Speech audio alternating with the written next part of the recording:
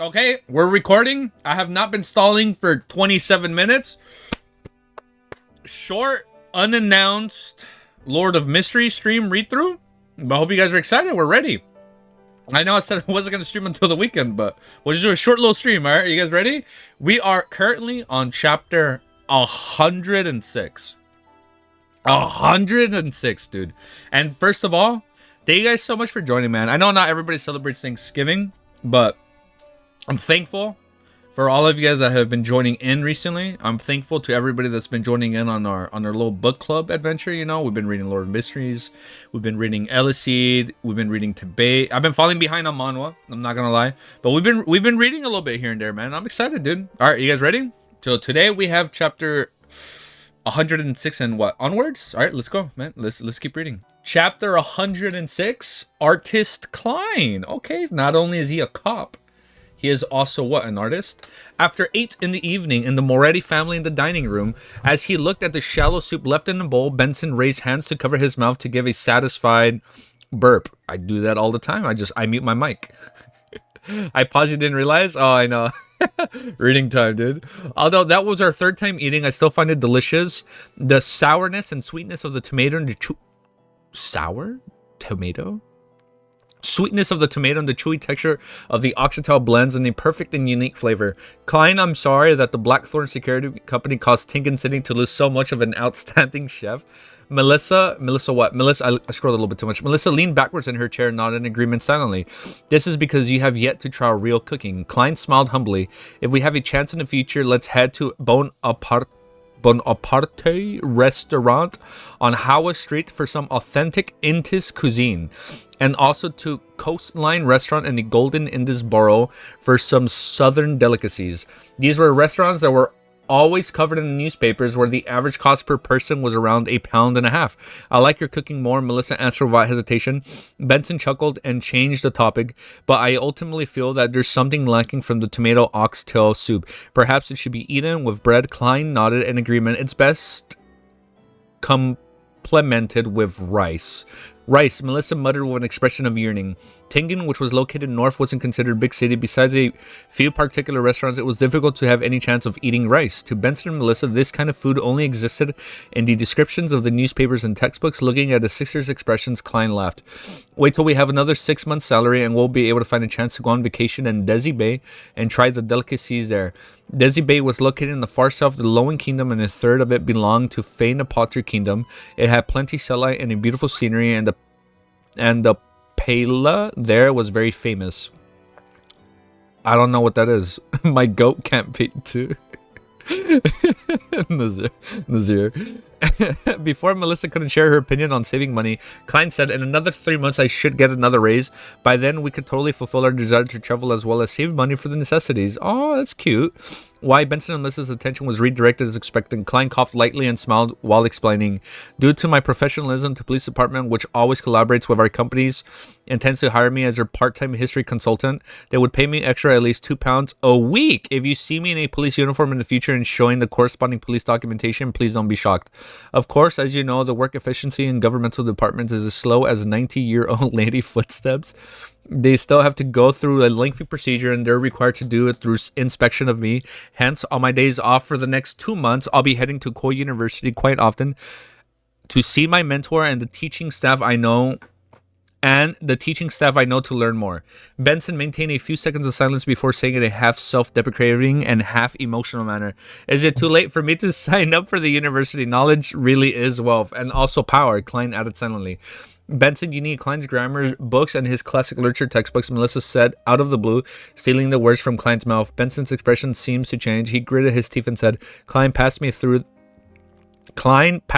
those books tonight. Even if they all do is put me to sleep, I am determined to read them for an hour and a half a day. I swear in the name of the goddess, if I can't do it, I will be a culinary-haired baboon. I almost said badoon. Holy Trinity of Elohim, food, money, and trauma. Yeah, so far that's what I'm kind of getting at, dude. Yeah, food, money, and trauma. Yeah, a smile immediately plastered across Klein's face, no problem. The next morning, Klein hung his coat hat on the clothes rack in the break room. Then he followed Roseanne's instructions and walked to the basement to the duty room outside of the Chinese gate. Captain Dunn and members Friar Sika Royale, Leonard, and Kenley were all there.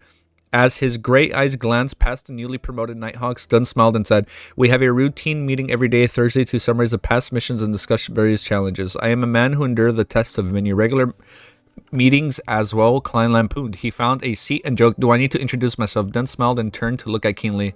"Briefly tell us about the investigations of Sears Rapis." Kenley was also a Nighthawk who had been promoted from a member of the civilian staff. He wasn't very tall. His brown hair was quite thick. His body size was average. His muscles were very toned. And he looked like someone who was smart and capable. He thought and said, "With Old Neo's help, we found Sirius Secret's hideout. There were many books and items at the scene. For them, we can be determined that Sirius was one of the underground members of the secret organization, the Aurora Order. He was also a secrets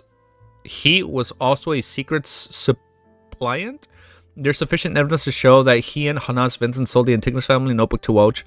Those who don't remember Welch can ask Klein about him. We found valuable items, including the 3 sequence potion formulas, which are Sequence 9 Seer, Sequence A Apprentice, and Sequence 8 Cloud." Ooh. And he has the potion formula, and he's not telling him. Secret Supplicant. Is that a name drop? Secret Supplicant. Supplicant? Supplicant? Oh, I said supplicant. Supplicant. Got it. Thank you. Dunn nodded lightly and looked towards Klein. As you heard just now, we've obtained the clown potion formula, but are unable to determine if it's real. We have to wait for the Holy Cathedral to give us feedback. In the mission relating to the Aurora, you have made a crucial contribution. Plus, given that you shot a member of the Secret Order, it won't be long until you accrue enough contributions to be promoted. But I have to remind you that you are not everyone. Wait, let me read that again. But I have to remind you that not everyone is like Dali. You have to suppress your desires and wait for 3 years. In order to avoid losing control, you can't allow your mindset to be affected by your discovery of the clown's potion formula. Captain, you don't understand how magical it is to act. I have already confirmed the authenticity of the clown potion formula using divination above the gray fog last night. Klein nodded obediently. I will keep my emotions in check. The Sika Tron, the quiet midnight poet with white hair and black eyes, said, "We still haven't found any clues regarding Instigator Triss. I suspect that he has already fled from Tingan." No way, dude. And Sequinate's listener, "I'm amazed I haven't seen Ama, OG, and Remember." I know, they're all on different time zones, dude. After they were done exchanging their new information, Klein left the duty room and found it's super late on their end, man. I think right now it's like 4 or 3 in the morning, something like that, right? I know for them it's in the middle of the night, so they probably went to bed. Since I didn't schedule the stream ahead of time, it's like I think they just knocked out. And since I just got back, I just went live without saying anything. And that's on my bad, guys. That was on my fault. My bad. Sorry, it's all unannounced. Let's go 115 subs to 1K. Ooh, we're almost there, dude. Almost at 1K. After they were done exchanging their new information, Klein left the duty room and found Old Neo to continue his mysticism lessons. Thank you for subscribing on YouTube, dude. Thank you so much, bro. Who was that? Wait, who was that? Autumn Leaf? Thank you, bro. I know if you're still watching in chat, dude. Thank you. Yeah, so the notification is for YouTube. 885, dude. Dude, let's go, bro. Fuck yeah. Thank you so much, bro. The Seekentron and the Quiet Midnight Poem with white hair and black eyes said, "We still haven't found any clues regarding Instigator Triss. I suspect that he has already fled from Tingan." He's still here, man. After they were done exchanging their new information, Klein left the duty room and found Old Neo to continue his mysticism lessons. In the afternoon, he went over to his combat teacher, Gawain, to do basic strength and endurance and overall coordination training. With the sun still up and bright at 5, Klein took off his training costume, took a quick shower, and changed into his original clothing. He then took the public carriage to Bessick Street. Trauma about food, trauma about money, trauma about traumas. Yeah, dude, it's the holy trinity of Hello TM, dude. He hadn't forgotten about the red chimney that he had seen in the dream divination, nor did he forget about the man that he suspected to be a member of the psychology alchemist who had bought supplementary ingredients for the spectator potion in the underground market. These things would be inconvenient to investigate in his role as Nighthawk number 27, Henry's private detection company. Yup, it's here. Klein found a private detective company according to newspapers' descriptions. It was said to be trustworthy. He put on a mask, lowered the top of his hat, and flipped up with his collar. He walked up the stairs and came to the company on the 2nd floor. Knock, knock, knock. He knocked. On the door that was half closed, "Please come in," said a voice that seemed to be affected by phlegma. Klein lifted his cane and pushed the door to enter. He saw the detective company use almost an open layout. There were 4 employees sitting at their responsive seats, partitioned in small cubicles. "Hi, I'm Detective Henry. Do we know this? Is one autumn leaf? Is it one autumn leaf?" Wait, what does that mean? Is it one autumn leaf? Yeah, he subscribed on YouTube right now. Hi, I'm Detective Henry. How may I help you? A man in a white shirt and a black vest greeted him. He held a smoking pipe in his hand and he had a promotive jawline, blade-like eyebrows, and dark blue eyes that sized up his client. Klein used the collar of his windbreaker to block half of his face and he spoke. I have 2 matters to entrust to you. How are your rates? That depends on the difficulty of the task. Detective Henry retracted his gaze and pointed towards the sofa in the guest area. Let's talk over here. Klein followed him to the semi-partitioned area and sat on the single-seat sofa. He didn't take off his coat, nor did he take off his hat and mask. He purposely made his voice hoarse, and he definitely made his voice hoarse and said, first, I need to help you find me a house with a chimney that looks like this, as well as information on the owner and current tenants are. As he spoke, he took out a neatly folded paper. When he opened it, there was a chimney with its color noted down and surrounding scenery. This was a drawing that Klein completed by using his uniqueness of the area above the gray fog that he mentioned of a praying to him. What a great drawing, Detective Henry complimented subconsciously. He then knitted his eyebrows and said, this is not a complicated but very this is not complicated, but very tedious. It would require a long time and a large amount of manpower. I understand. Klein nodded lightly. Detective Henry pondered for a moment and said, £7. That's a lot. The price for this job would be £7. In addition, you have to give me at least 2 weeks. All right, second, help me find this gentleman and find out his identity. The only thing I know is that he occasionally appears at the Evil Dragon Bar near the Harbor Borough, and he must not detect any man you send. He is a very sensitive and he has terrifying observational skills. Klein took on the second portrait. He intended to get in touch with a member of the psychology alchemist to see if he can find any valuable information on the materials. For example, perhaps a formula that could be exchanged with justice. £3. Such a mission would cost about £3 or £4. Your outstanding drawing skills will help my assistant and I save time, Detective Henry replied skillfully. £10 in total? Ooh, that's expensive. Klein found the price upsetting. Detective Henry took a puff on his pipe and said, yes, and you need to put a deposit of £2. When there's progress, you'll need to pay another £3 to £5. The rest of the payment can be made when the mission is completed. Then I shall come next week to check on your progress. Klein didn't haggle over the price to prevent the observant detective from remembering any of his characteristics. After they signed a standard contract, he took out 2 £1 notes and passed them to the detective. He only had £1 and 17 solely from his left savings. As the Detective Henry watched the so 17 solely is about £1, right? Okay. As Detective Henry watched the man wearing a gaze mask and a black windbreaker with its collar raised leave in a hurry, he had a suspicious look in his eyes as he smoked his pipe. Why does he remind me of like Booker DeWitt, bro, from BioShock Infinite? Why is he looking for a house that has that kind of chimney? He must be an artist or at least a professional sketch artist of some sort. And if only he knew, dude. In the afternoon, in Viscount Glenn's luxurious mansion, Audrey... Oh, we switched perspectives. I picked that up so easily. Audrey, with her maidservant in tow, followed the etiquette and passed her hands to the host. She looked at him, giving her hand a quick peck. Your beauty accentuates my salon. Glaint first gave a compliment as usual. Then he lowered his voice and said, that lady is already here. She's a beyonder and also an author. Oh, look at that. Okay. Wait, I just realized why it's called Klein Artist. It's because of the drawing of the chimney. That's why he's an artist. I get it. Okay, I get it now. Okay, I've never read this word in my life. Chapter 107 is called Fours, a novel. Author Audrey asked casually as she observed the Glaint's reaction. Subsequently, she didn't have to mind the presence of her maidservant Annie, since they chatted about ordinary topics. Glaint straightened his body and chuckled. Yes, I believe that you have read her works in the past. She wrote the book Stormwind Mountain Villa, which is highly acclaimed for the past 2 months. Oh, it's a name. Oh, thank you guys. Fours, it's a name? Okay, thank you. I enjoyed the book, especially I assume the book author, right? I enjoyed that book, especially the calm lady Sissy. What'd you say, Aussie? Audrey replied with a faint smile. Meanwhile, she was rolling her eyes at her own hypocrisy inwardly. That was because her latest hobby had nothing to do with her novel. She had stopped reading Stormwind Mountain Villa a month ago. Her progress stopped at the one third mark.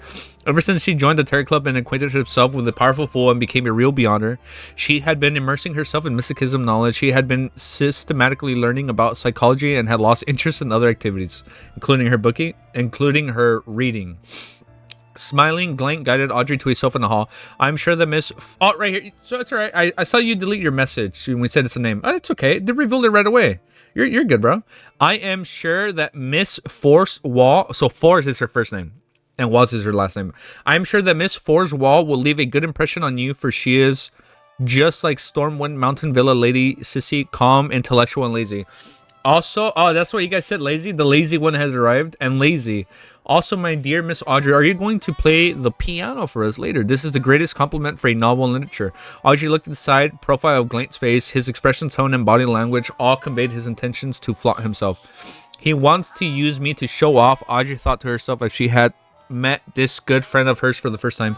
She maintained her elegant smile and said, my music teacher, Mr. Bencaneo, the pianist, said that my standards have deteriorated recently and need more practice. All right. Clayton was just about wondering what to say when he suddenly saw a lady taking desserts from the long table. Audrey, this is Miss Forcewall, the author of Stormwind Mountain Villa. Audrey looked over. Miss Forcewall was about 23 years old. 23 and a book writer? Man, living it good, man. 1.6 meters in height, she was wearing a pale yellow dress with furrows. Her brown hair was slightly curly. She looked over with her pale blue eyes as Glate introduced her while wearing a smile that appeared ruminative. Audrey had noticed several small details in less than 3 seconds of observation. There are faint traces of yellow on Miss Force's fingers. She likes cigarettes. Ooh, that's bad. Facts, Navir. There are obvious... Well, I'm not saying it's bad to smoke cigarettes. Well, smoking isn't bad. I can't do cigarettes because, you know, nicotine. That scares me, man. There are obvious calluses on her fingers at spots used to hold a pen, fighting her identity as an author. Her arm movements show that she has decent strength. This is not a quality accepted of an author unless she is passionate about exercising. Perhaps she was born... Let me scroll up. I scrolled down too much. Oh, man. Ain't no way I scrolled too much. Audrey, I'm rereading this part. Audrey had noticed several small details in less than 3 seconds of observation. There are faint traces of yellow on Miss Fork's fingers. She likes cigarettes. She's fucking Sherlock Holmes, dude. You guys remember the TV show? He can like see some dude's tie and just see everything he did that whole day. There are obvious calluses on her fingers and spots used to hold the pen, fighting her identity as an author. Her arm movements show that she has decent strength. This is not a quality expected of an author unless she is passionate about exercising. Shut up. She's a beyonder. And it's called book writer. Or writer, right? Writer's a pathway. Perhaps she was born like this, or she might have engaged in some other occupation in the past.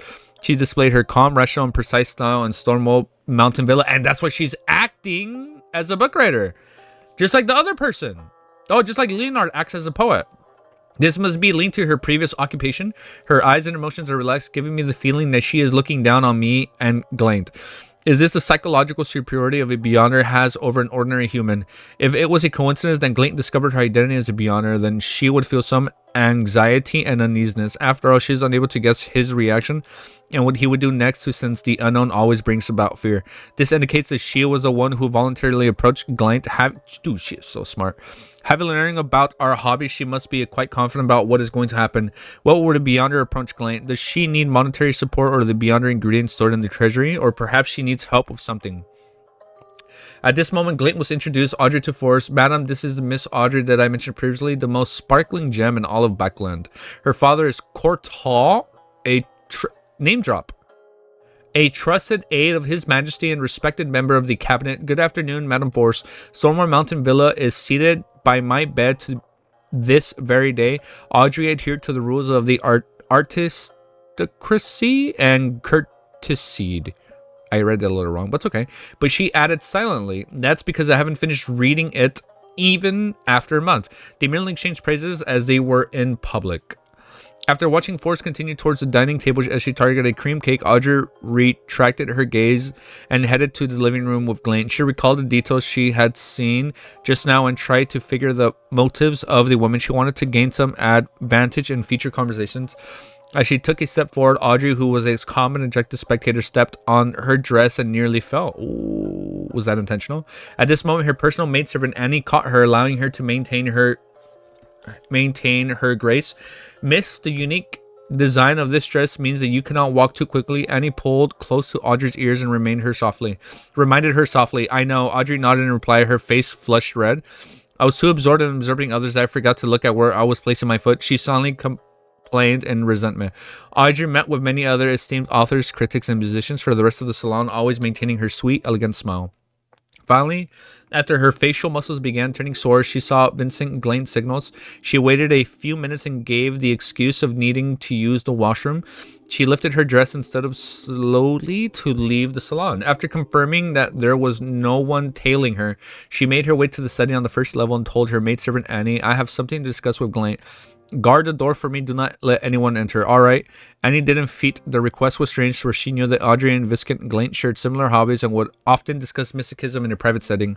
Audrey entered the study and locked the door. She saw Glane seated behind the desk while playing with a pen. Four-wall, standing in the front of the bookshelf, nonchalantly flipping through a book. I'll introduce you both again. Madame Force, a true beyonder. Glane put down his pen and walked over. Is that so? Audrey intentionally exaggerated her feelings of doubt. Force returned to the book and it's written like, oh, what? What? You mean besides Leonard, my bad. Yeah, because I know Leonard, he acts as a poet, right? Force returned. Wait. Is that so? Audrey intentionally exaggerated her feelings of doubt. Force returned to the book to its original position and turned around with a smile. It looks like I have to prove myself. She walked over to the door and extended her right palm, grabbing the handle of the door. Suddenly, Audrey's vision blurred. It was as if she witnessed Madame Force turn incorporeal as she passed through the door. She was shocked. Concentrating, she realized that Force was no longer standing in her original position. A few seconds later, the door handle turned. She just turned into a Logia type, like in One Piece. She's a Logia type. The locked door was open just like that. Force was small as she walked in front of the outside. Audrey's maid, Annie, who was not far away, didn't seem to be aware of what just happened. What a magical ability, Glane explained. Audrey took in a deep breath and said, I have no more doubts. At the same time, the ability Force displayed allowed Audrey to confirm what her true motives were. Since acquiring money or materials will be no trouble for a Beyonder like that, Glane doesn't have any Beyonder guards. Force wants to use the status and resources available to Glane and I to achieve something. Audrey tried her hardest to act as a spectator. Force trolted and said, let us interact with honesty. We do have much time. Oh, we do not have much time left. I was once a doctor at a clinic and was given an opportunity to become a Beyonder. That was more than 2 years ago, so she's ready for Sequence 8. I hope that you can do something for me, and the reward I will give you is to allow you to join the ranks of true Beyonders. I will show you the formula of a particular sequence potion and its corresponding materials. Upon hearing such a promise, Glane could not help but ask, what do you want us to do? I have a partner who's in jail now, awaiting the final verdict. I hope that you can save her, regardless of the method used, Force said simply. Audrey frowned. Madame Force, the ability you have demonstrated should be better suited for the task. Force laughed and shook her head. No, that is not the case. She cannot pass through the places that I can. I can go only regularly and chatting with her. She cannot pass through the... Oh, so she can phase, but she can't make others phase. Also, I think that risking my life to save her is not a good idea. Life is short, but there's much for us to do. Audrey, so she's observant. Okay, she's smart. Smart and intellectual. That's why she's a book writer. Audrey observed Force's face and body language. She considered her words before asking, I understand. What crime is your partner being locked up for? Force's expression immediately turned a little awkward. My partner is a very respected person who can make others comply from the bottom of their hearts. Shut up. Is she instigator? She is... one of the good character in kind. Well, it was the means she used to convince a thug was little over the top. After handling out the mission, Klein followed his original schedule of mysticism lessons in the morning and combat lessons in the afternoon. The regularity of his life almost made him forget that he was a member of the Nighthawks. The curse of often encountering supernatural accidents seems to disappear as well. It was Saturday. It's almost Monday. Oh, it's almost time for the next meeting, dude. What the hell? The week went by so quick. And I'm almost reading this on a Saturday. It would have been funny. It would have been perfect timing if we waited till tomorrow. It was Saturday. He turned to guard the China's gate. You can enjoy the coffee I left here. I haven't had coffee today. You can enjoy the coffee I left here of the black tea in the clerk's office, done surveyed the room with his deep gray eyes. Klein, who had already given an excuse to his siblings not to enjoy. All right, Captain, you sure are a generous gentleman. Then laughed. Those will help you relax. Being tense all the time is not good for your health. He took his hat and cane and walked towards the door. As he was exiting the door, he suddenly turned around and said, I forgot to remind you, you do not open a China's gate no matter what you hear, unless it is open from the inside. Remember, no matter what you hear, no matter what happens, Captain, that's a little scary. Klein tensed up instantly. He felt the darkness of the basement triumph over the light of the gas lamp. What is this, man? What the fuck is besides the China's gate, dude? I'm so curious. All right. We're reading pretty quick. Chapter 108. Deep into the night. Damn, you beat me to it. I know. You gotta be quicker, mysterious fool.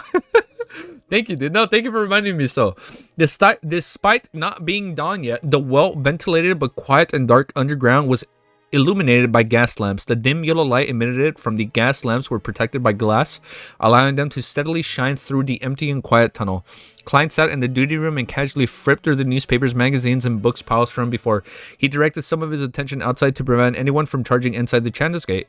His windbreaker and top hat hung from the clothes rack near the entrance, while his cane was leaning against the wall where it could be easily retrieved. The rich aroma of coffee filled the air, and Klein couldn't help but take a whiff. He massaged his temples to fight against the heavy head feeling he was experiencing and the weariness of his body. As a college student back on Earth, he often slept at 5 in the morning, I remember those days, and woke up at noon while staying up all night during the past 2 to 3 years of work life. I remember staying up pretty late in the day. I mean, watching anime, but we'd be staying up to like 5 in the morning and just watching anime, dude. Good times, good times. However, it was all thanks to the games that were too exhilarating, novels that were too interesting, television shows and movies that were too entertaining. This world obviously didn't possess any of the necessities needed for me staying up all night. Seriously, Emperor Roselle, if you want to posture, do it properly. Pour your limited life into an unlimited enterprise. Lead the people of this world into the information age. Klein muttered silently. He could only console himself that there were at least newspapers, magazines, and incredibly interesting novels. Okay. Play the world in white for this chapter. You want to? Okay, yeah, we can play it.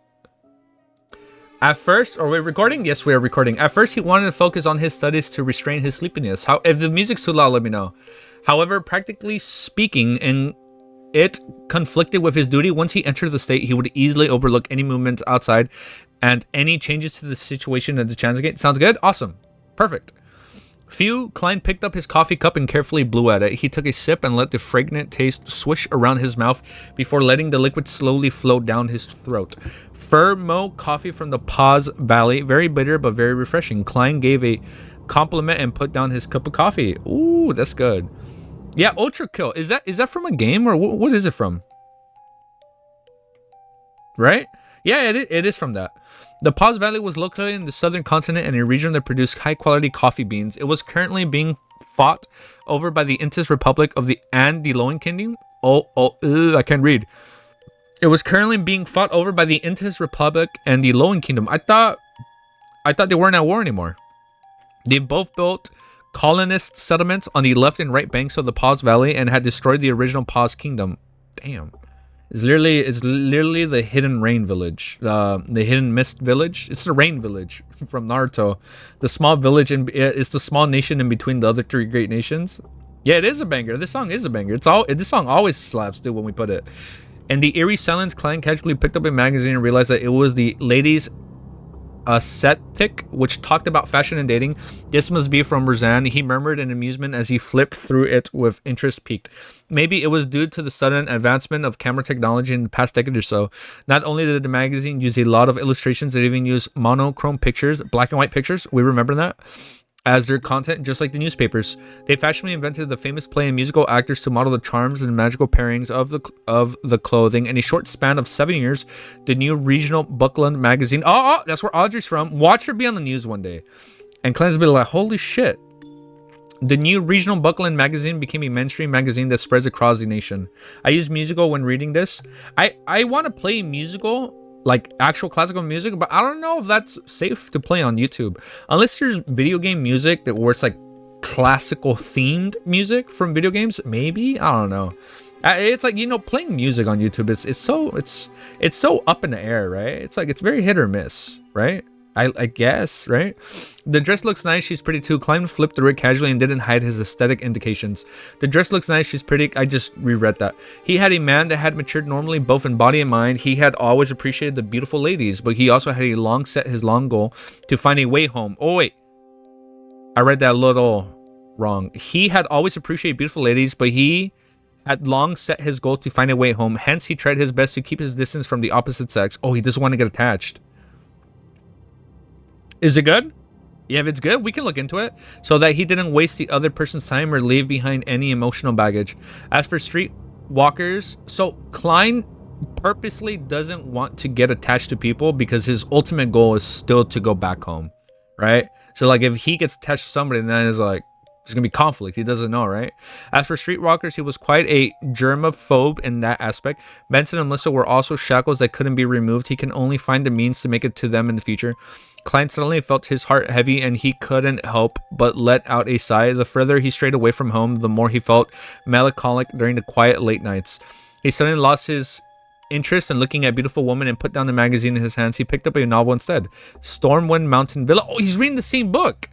Author, Forrest Wall. Klein read the content on the cover. The tranquil night, dim yellow light, and the leather-bound book reminded him of his younger days when he rented books. Hence, he continued to read simply because of his nostalgia. Stormwind Mountain Villa was a novel about Lady Sissy, who was 1.65 meters. I do not know what that is in freedom units. Maybe tall? No, 1 meter 3 feet. 4.5 feet? That's small. And weighed 98 pounds. Oh, at least that's in freedom units. 98 pounds. It was a story of her embarking as a home tutor in the Freeze Mountain Villa. 1 pound is about half a kilogram. Is this Jane Eyre of an alternate world? Jane Eyre of an alternate world. Klein caressed his fingers like, oh, shut the fuck up. Oh, Force is also from China. Oh, yo, what's up? What's up, Randy? Welcome, dude. Thanks for joining.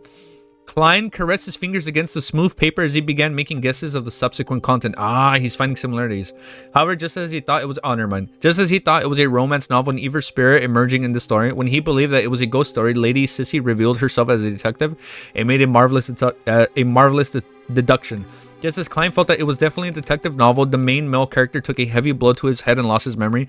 Then it became a heart-rendering drama. In the end, it's still a romance book. Klein closed the book and drank a mouthful of coffee. Thump, thump, thump. A ferocious knocking was suddenly heard as it reverberated in the dim and quiet empty corridor. Oh, it's the Chinese gate. Klein jumped in shock as he immediately turned tense. He instinctively drew his revolver from his armpit holster and adjusted the cylinder and hammer. Then he slowly walked to the door and looked for the source of the sound. Thump, thump, thump. Bang, bang, bang. The thumping became more and more intense. Klein looked in the direction of the sound and saw the black outward swinging gates that were engraved with 7 sacred emblems. 1 for each god. Ah? Right? Sounds from beyond the Chinese gate. He squinted his eyes and his heart was beating like a drum. Bang, bang, bang. Klein saw Chinese gate shake gently as he sensed the massive impact as if it was withstanding. It can't be right. I'm encountering something on my first day on the duty. Like, shit, dude. Literally, it's my fucking first day in the job. Did I get an unlucky constitution after I transmigrated? Klein's right hand broke in cold sweat as he held the revolver. Very soon he recalled the captain's instruction. Do not open the Chinese gate no matter what you hear unless it is open from the inside. So if it's... How the hell will he know if it's open from the inside? If he can't see it? Oh, I'm thinking out loud. Don't explain it, right? Could this be a normal phenomenon? Klein suddenly calmed down. Bang, bang, bang, thump, thump, thump. The commotion beyond the Chinese gate grew in intensity, but the heavy black metal gates only shook. Otherwise, it didn't show any unusual signs. This is normal. I nearly died from the shock, Klein muttered before he prepared to return to the duty room. Just then, he heard a sharp grinding noise. He looked at the heavy Chinese gate bulging outwards as a crack appeared on the surface. Zing. And the jarring noise, Klein almost fixed eye saw a figure. How the hell do you see it? How does he see it? Wait, I'm stupid. A Chinese gate isn't a solid metal gate. It's like the fenced gates. It's a fenced gate, right? Didn't they mention it was glass and clear? So he can... so they can see if it's open from the inside. That's why he can see a figure? Just then he heard a sharp grinding noise. In the jarring noise, Klein almost fixed his eyes and saw a figure. Its height was about the length of a man's arm, and it was wearing a classic black miniature regal gown. No, the gate was just open. There was an obvious stain. Ooh, that's where the crack... Oh, there's a crack, and he saw in between the crack. There was an obvious stain on the gown. It had a not-so-exquisite face, black eyes, and tightly sealed lips. It was a cloth puppet, a toy... This is the second fucking puppet we've seen in this series. It was a cloth puppet, a toy cloth puppet. At that moment when Klein... Oh, shit! And the Antigonus puppet, or the Antigonus family puppet, was also small, right? It was like an arm's length, right? and the hand was like the size of a finger or something. At that moment, when Klein was about to subconsciously raise his gun to take aim, the cloth puppet leaned in heavily into the crack of the Chinese gate and unfurled the paper it was holding. What the fuck? There were many mysterious symbols on the paper, some that Klein knew and some that he had yet to learn. Together, they formed a vertical eye. Hold up. Horizontal, vertical. It's the true God. Right? Klein had yet to understand. No different. It's a different puppet, but like, it's like another puppet, right? That's so puppets are, just so you know, man, I liked Chucky as a kid. I found it funny. I fucking hate Chucky now. I hate dolls, man. They're so creepy, man. Fucking when the clowns, when the eyes are just following you, that shit's scary, dude. I fucking hate puppets. Oh, Puppish about to drop some lore. It looks like it's about to drop some lore. I hear one eye and I'm thinking of the true God, right? The giant. Dragged by the oh wait, Klein had yet to understand the situation when the regal gown puppet was suddenly dragged back by a shapeless force to the back of the Chinese gate. Something pulled it back. Chinese gate closed once again with no more knocking or pounding. The basement regained its tranquility and silence as though nothing had happened. I have to inform Captain the Chinese gate was open from the inside, but it closed itself. At that moment, Klein's mental facilities returned to him as he felt alarm, fear, and doubt. A few seconds later, he recalled what the cloth puppet was. Since he was an official member of the Nighthawks, he was given clearance to know about grade 3 sealed artifact sealed behind Chinese gate number 0625. That's lore. Name: Misfortune Cloth Puppet. Danger grade 3, considerably dangerous. It has to be used carefully. It can only be applied for operations that require 3 or more people. Needs by himself. Security classification: official Nighthawk members or above. Sealing method: only needs to be separated from humans. So you just leave and we're good.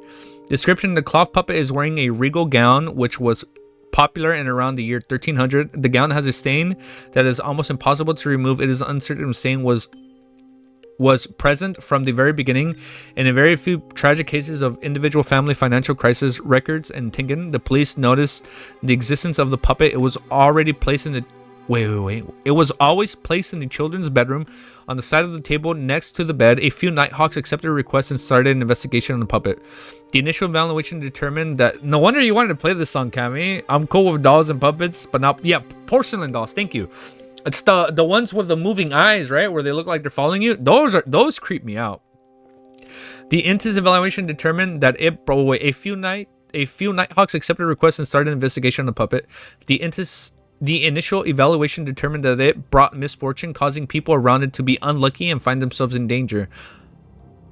Okay. Finally, they would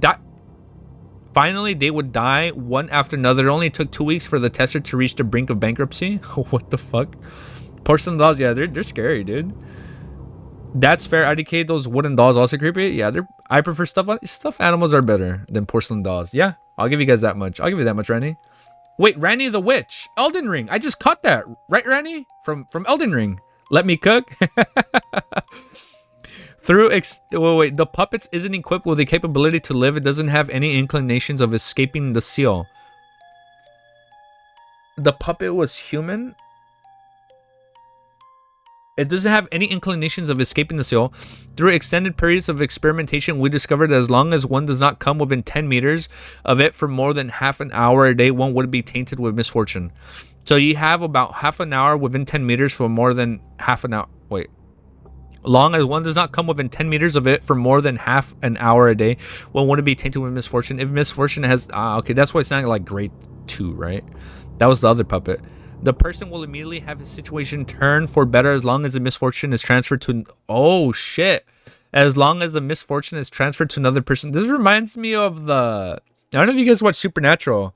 The rabbit's foot, where instead of lucky, it was an unlucky foot or whatever, right? And then the rabbit's foot's luck would transfer to somebody. Oh, wait. As long as one person's lucky, the other person has misfortune. We pray for your battery life? Yeah, we do, man. We pray for it.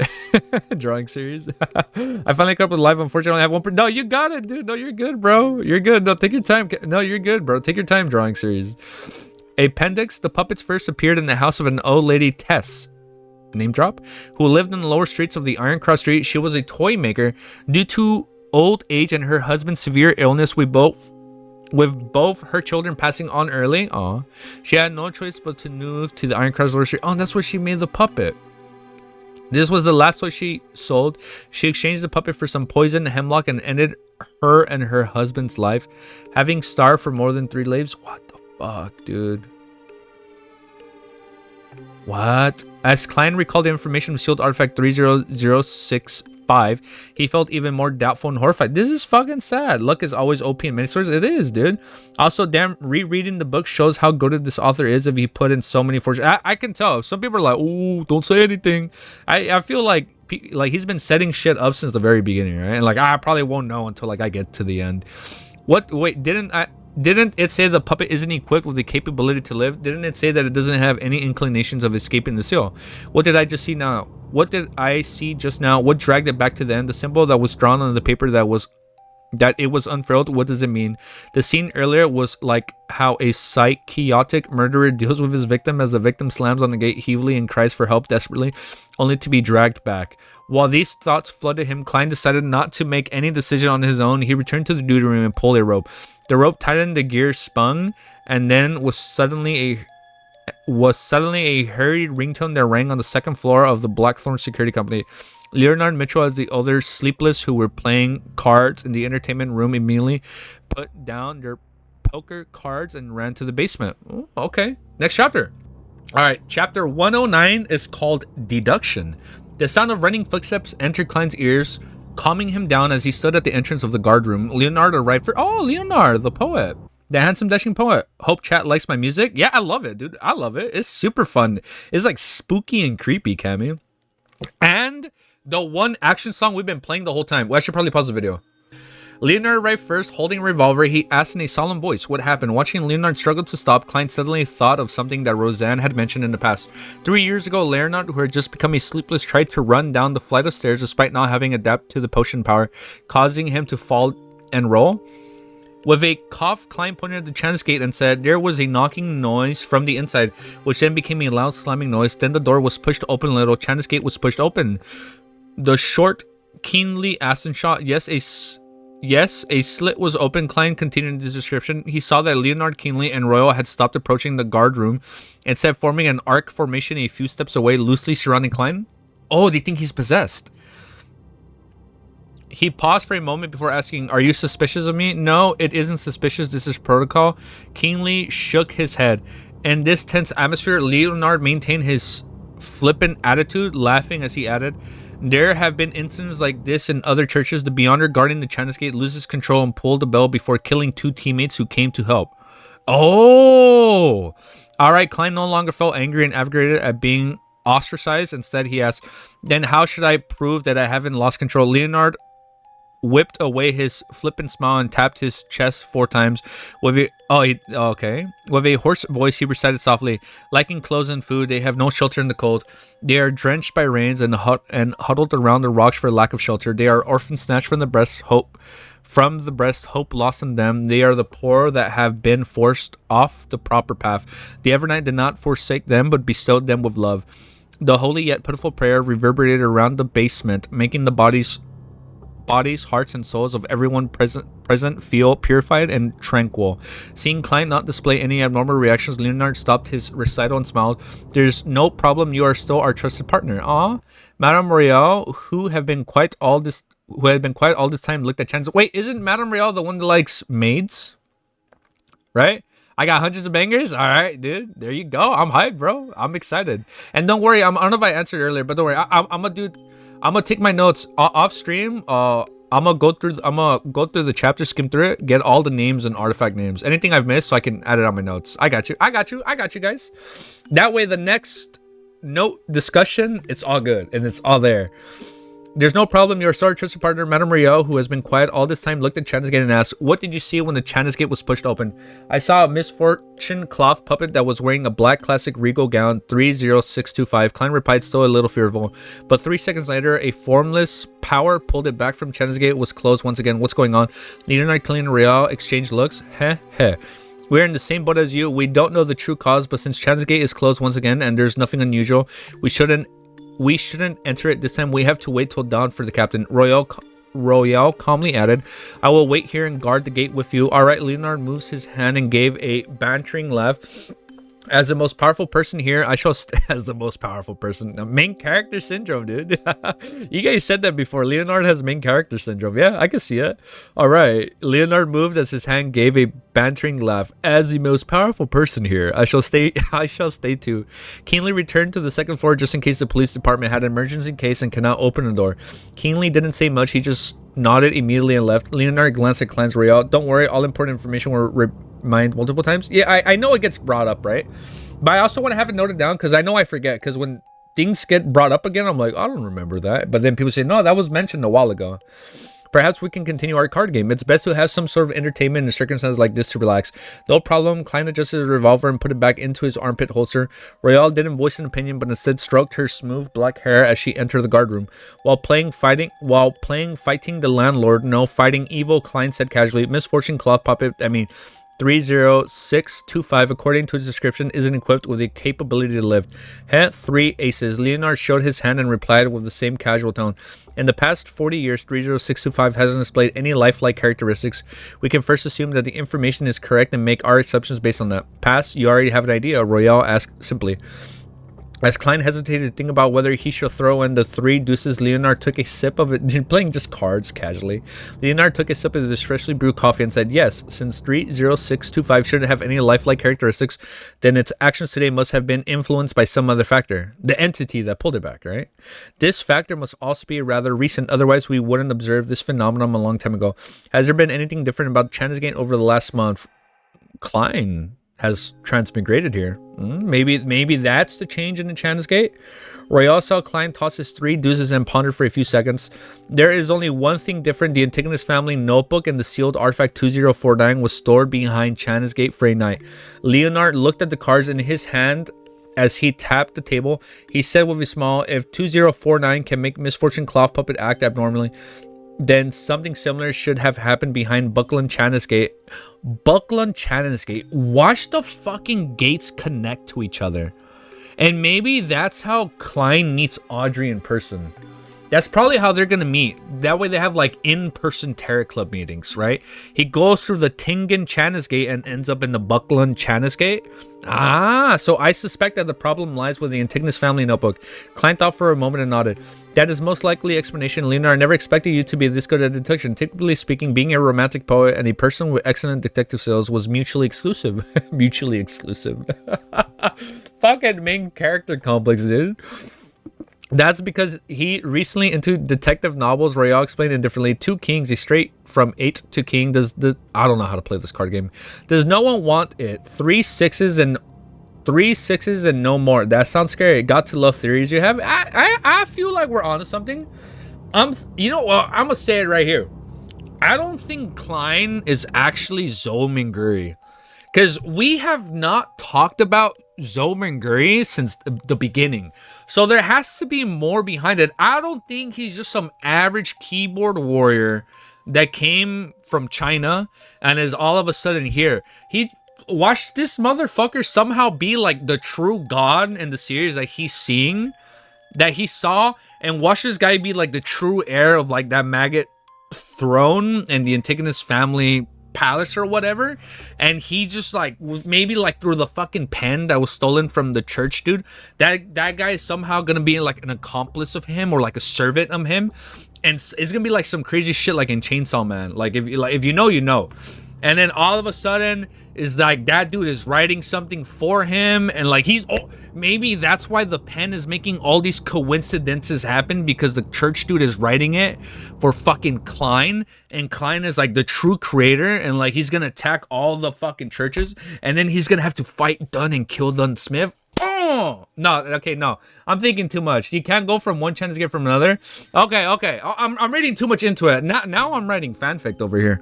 I'm over here writing what if scenarios, man, like in ReZero. You guys know the what if scenarios? Those are pretty bangers, man. Those are pretty sick. Oh wait. No spoilers. I'ma let him theorize. All right, no spoilers, no spoilers. Okay, that's okay. That's because he's recently. I just read this. Upon seeing this, Klein and Leonard felt like, having not been concentrating on this game, they forgot something important. Royale was the evil in this round. Watching Royale cut the deck, Klein took this opportunity to ask them, what power pulled 30625? Leonard glanced at him and chuckled. Do you really think that the defensive mechanisms behind Chanagate only consist of the buried sealed chambers and a few elderly keepers. In reality, when the sun sets fully, the keepers would have already left China's Gate and returned to the St. Selena Cathedral. Oh, like the bishops. Theories? Eh? Damn, mama. Good. Bros cooking. Good theory. I think it's a good theory. The power in the gate is strong as a night and is no longer safe for any living creature. The power only weakens when the sun rises. Like, the second something gets brought up 3 times in the series, it has to be important. It has to be. So the true creator is important, and the fucking quill that the bishop stole is important, because it's the only grade 0 artifact we've met. Those 2 things are important, and all that has to be somehow connected to Klein. Watch. The power only weakens when the sun rises again. That is also the captain asks us not to enter China's Gate no matter what we hear. In other words, the captain had forgotten to tell me the reason. Klein thought for a bit before asking. Defensive mechanisms such as nexus formation, like magnified versions of amulets and charms. Yes, Royal nodded as she stroked the edge of her cards. There's a reason the China's Gates are placed in the central cathedral of each city. The gate is maintained by the followers that go to these churches every day. Their sincere prayers allow a part of their spirituality to enter the nexus formations, and from a small contribution come abundance.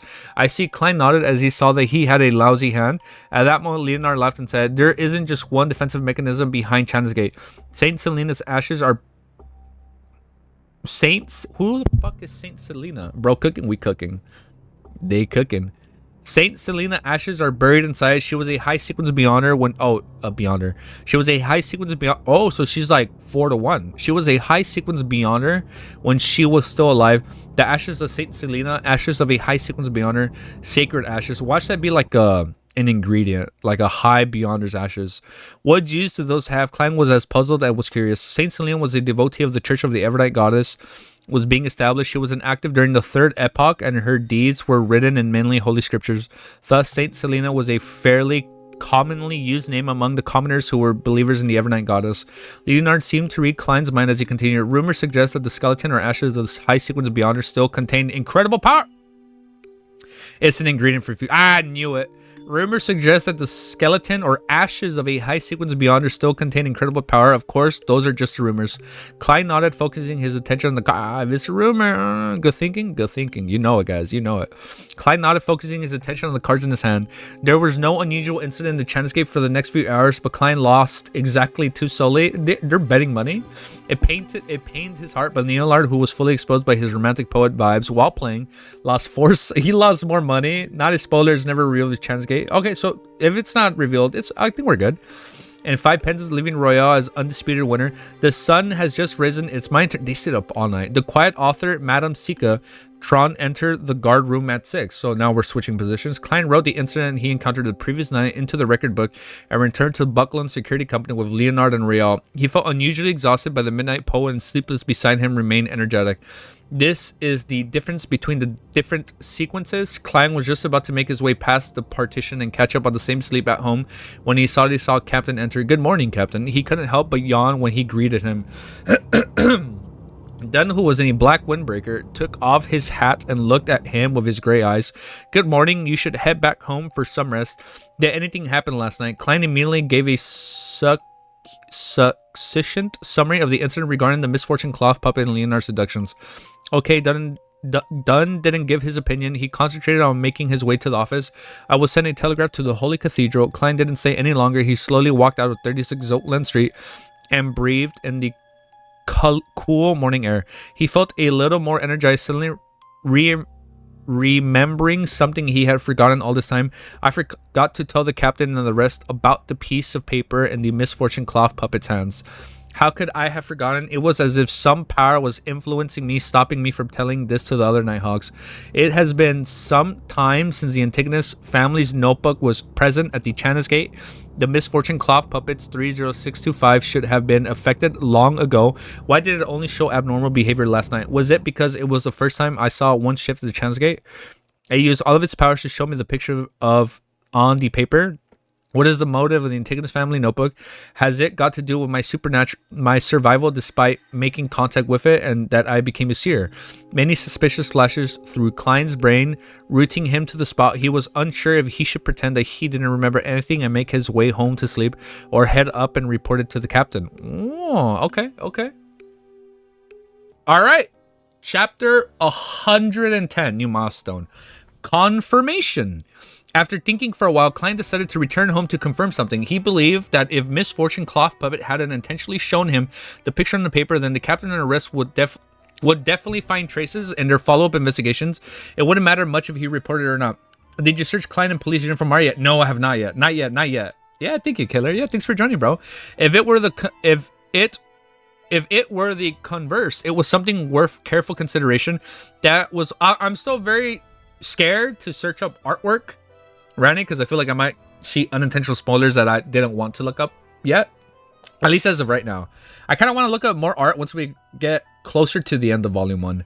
That was also what Klein wanted to confirm. He took the trackless public carriage to the Foldy Street. When he returned home, his brother Benson and his sister Melissa had yet to wake up since it was Sunday. We're so close to the meeting. The living room was dark and quiet. Klein boiled a kettle of water, threw in some tea leaves, and drank it with white bread. Then he took his coat, hat, and cane towards the stairs. He subconsciously lightened his footsteps to avoid making any loud noises. Just as he got to the second floor, he saw the bathroom door suddenly open and Melissa, who was wearing an old dress, came out with a sleepy face. "You're home." Melissa was rubbing her eyes sleepily. Klein covered his mouth and yawned. "Yes, I need to crash. Don't wake me up before lunch," Melissa tearfully acknowledged when she suddenly recalled something. "Benson and I are going to St. Selena." Oh, St. Selena. Okay. St. Selena Cathedral, pray and attend Mass in the morning. Lunch might be slightly later. As not so devoted believers of the Evernight Goddess, she and Benson went to church once and fortnight, while Klein, who was also Nighthawk, hadn't entered the church since the last time. He was followed by the member of the Secret Order. No, I'm at the cathedral every day. Just said I'm at the cathedral's basement. Klein justified himself subconsciously. He was currently most worried about the goddess would abandon him as a fake believer. If his ritualistic magic didn't respond at crucial times, he would be in big trouble. But then, when one considers old Neo, the goddess is quite forgiving towards the Nighthawks. That's right. Klein confronted himself. He scattered through flash past him as he looked at Melissa. He nodded and smiled. "No problem. I can sleep longer then." Walking past Melissa, he entered his bedroom and locked the door behind him. Immediately following that, he psyched himself up and took out the ritual dagger and created a sealed spirituality wall. He took 4 steps counterclockwise while reciting the incantation and withstood the chaotic roars before appearing above the gray fog. Why are we doing that? Let other people look for art, Richard? Yeah, I think that might be better. Yeah, you guys should probably we'll post it on Discord, and then I can just go through it there. Also, your call, but knowing your volume titles is like trying to solve a puzzle. Your call, but knowing the volume titles is like trying to solve a... Yeah, I know Volume 1 is Clown, but I assume it's the potion name, and I don't want to look too much more into it. So I want to... I guess you don't check Twitch? Oh shit, I don't have Twitch up here yet. Okay, we did not get sidetracked for like 30 minutes and talk about anime, but yes, that is OG's homework. He's gonna buy merch for all of us for Lord of Mysteries, and he's gonna ship it back to us. All right, we are right here. Oh, thank you, dude. OG, bro, thank you so much, man. Thank you for the $1, bro. Let's celebrate. Oh, this is OG. This is your 5th super on a live stream, dude. Fucking thank you. Oh my god, thank you so much, bro. Yeah, look at that, dude. This is your 5th super on a live stream, dude. Fucking thank you, dude. I'm fucking cry. Thank you, bro. Dude, that means a lot to me, man. I'm for real, dude. Thank you. Thank you so much, OG, man. Dude, enjoy your fucking trip, dude. Enjoy your trip, man. Don't worry about us. We'll be here, man. The streams will be here. The VODs will be here when you get back. I just slept through the day and got like 30 missed calls from both parents. Am I cooked? You're not cooked, Red Devil. So, okay, you're good, bro. Thank you so much, man. All right, Matt. I'm about to tear up. Thank you, guys. No, man, that means a lot to me. There's like 25 of you guys here talking. OG sent a donation. That's cool, man. It's never did I ever think this would happen. It's fun, man. It's fun. We're hanging out with the homies. Red Devil, you're yeah, you might be cooked. I was trying to be optimistic for you. All right, he's scattered thoughts flash. You're cooked. He's like super Gordon Ramsay cooked. Where were we? His scattered thoughts flashed past him as he looked at Melissa. He nodded and smiled. "No problem, I can sleep longer then." Walking past Melissa, he entered his bedroom and locked the door behind him. Immediately following that, he psyched himself up, took the ritual dagger and created a sealed spirituality wall. He took 4 steps counterclockwise while reciting the incantation and withstood the chaotic roars before appearing above the gray fog.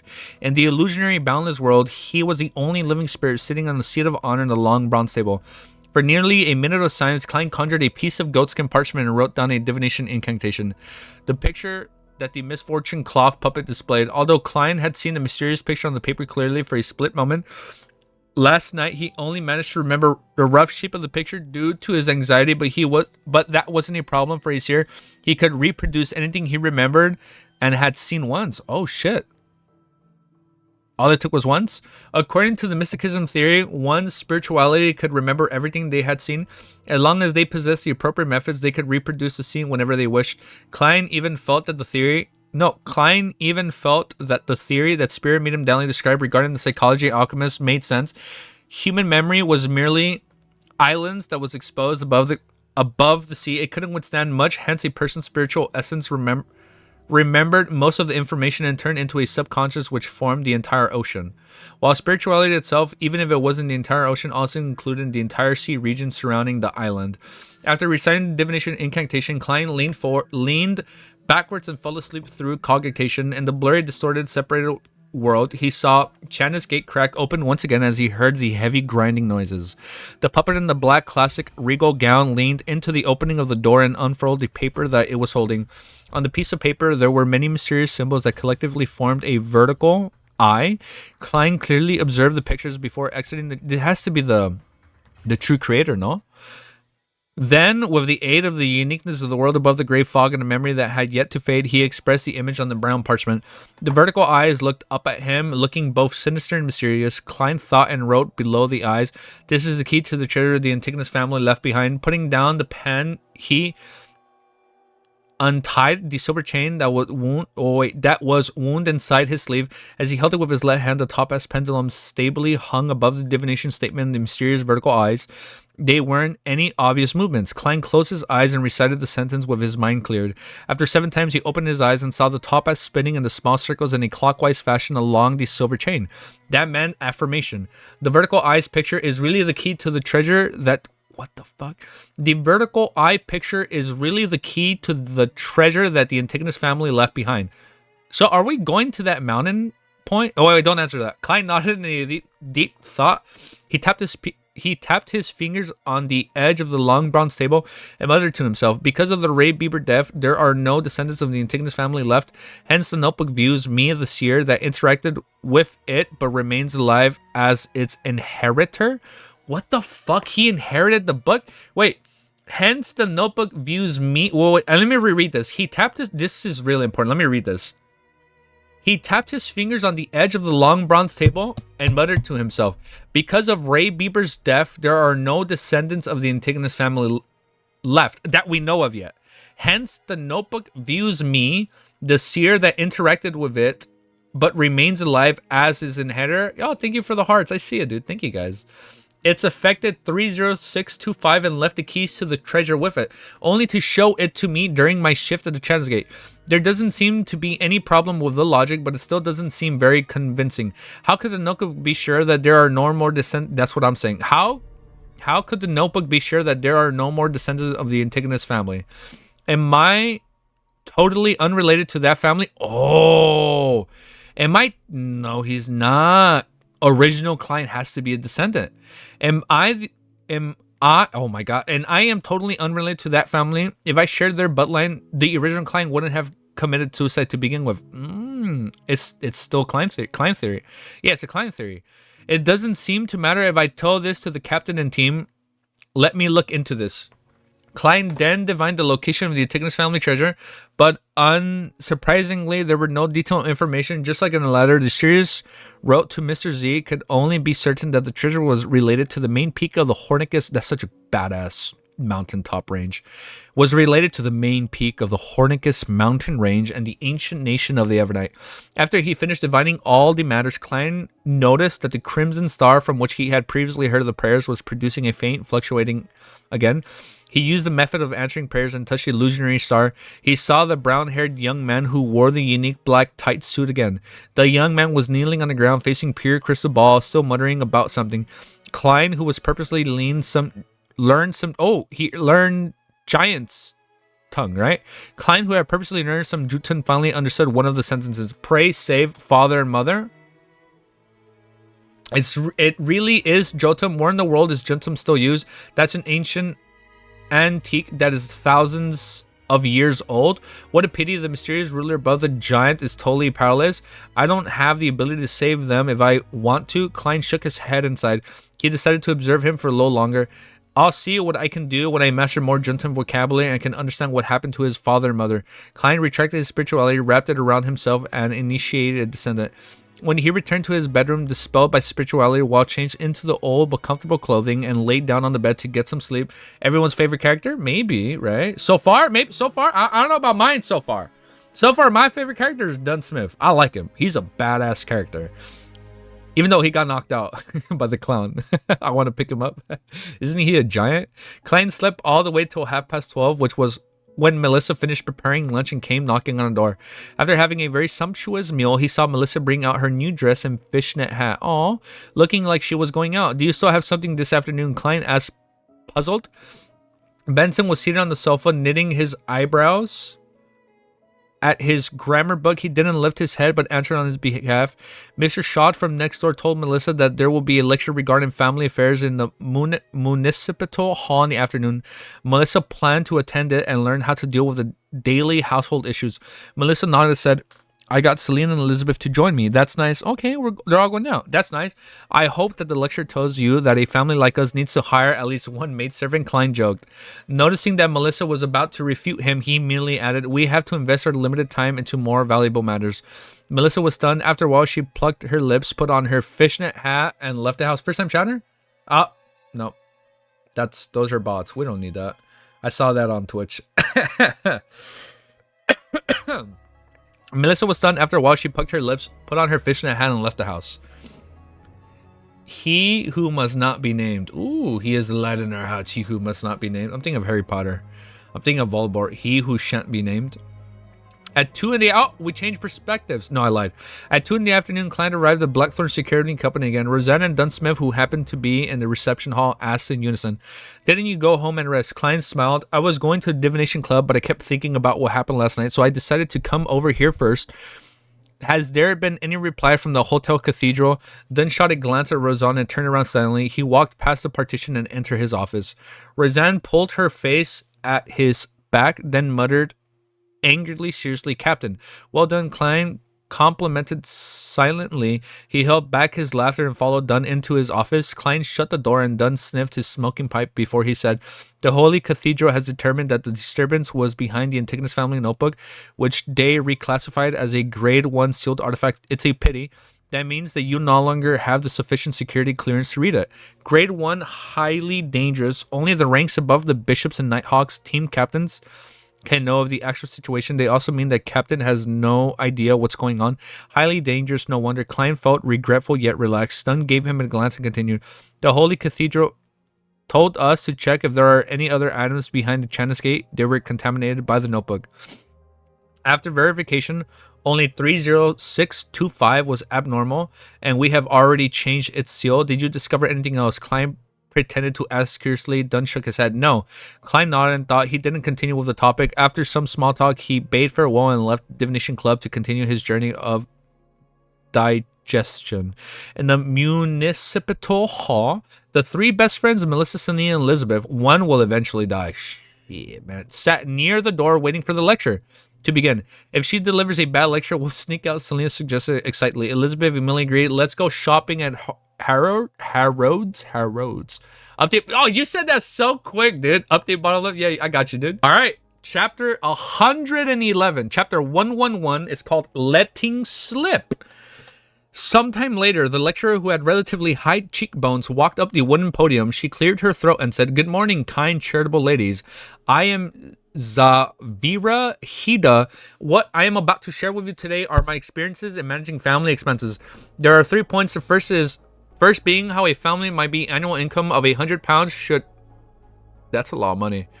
There are 3 parts. The first being how a family with an annual income of £100 should balance food, housing, clothing, and employing helpers.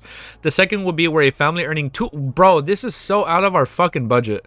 The second would be where a family earning £200 yearly should be increasing their expenditure to appear more decent. Melissa listened attentively. She had her brother's annual income at her fingertips.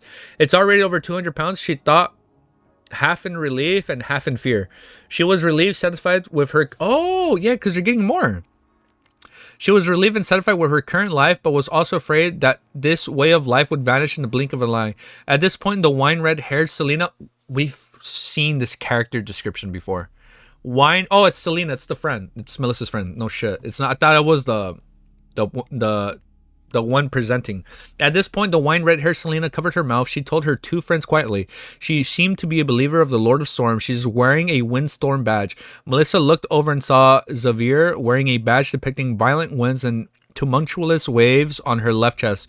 She quickly explained, Miss Shaw, who told me about this seminar, is also a follower of the Lord of Storms. I don't think it's strange that the speaker is a follower too. Yes, I don't think there is a problem here. We're here to learn how to budget. Elizabeth concurred with Melissa, but other than Melissa, we don't need to, nor do we have the right to govern our family's finances, Selena pouted. Elizabeth rebutted without hesitation, but we'll get married eventually and form our own family. Selena had been a little afraid of Elizabeth. After the incident of demon mirror divination, she nodded in embarrassment and pretended to listen to the lecture attentively. The lecturer, Zavira, raised her right hand and said, The premise of any form of budgeting is to respect the opinion of the man of the household. They are the source of income, the pillar of family. They face anxiety, stress, troublesomes, and disorders in society in order to obtain everything from us. Thus, we have to create a serene home, one free from troubles from the outside. This will allow them to relax when they come home. All their souls will be cleansed, allow them to be more prepared to face challenges again. Lord of Storms is just he's just missing Jonathan's stick. That's funny, dude. So, as the famous philosopher, sociologist, humanities scholar, and economist, Mr. Lemire once said, a woman is the angel of a household. Selena stroked her cheek and traced her dimples as she whispered with a little excitement, Liumi, the person who said the humans are born free. Elizabeth hesitated before answering, yes, but he who is a believer of the Lord of Storms. At this point, the lecturer Zavira continued, Mr. Liuni also informs us that the females are innately flawed when it comes to intelligence and logic. What the fuck? In that case, unable to judge. What the fuck? This person sounds sexist. Mr. Lumi also informs us that females are innately flawed when it comes to intelligence and logic. In that case, unable to judge for themselves whether they should accept the judgment of father and husband as that of the church. What the fuck am I reading?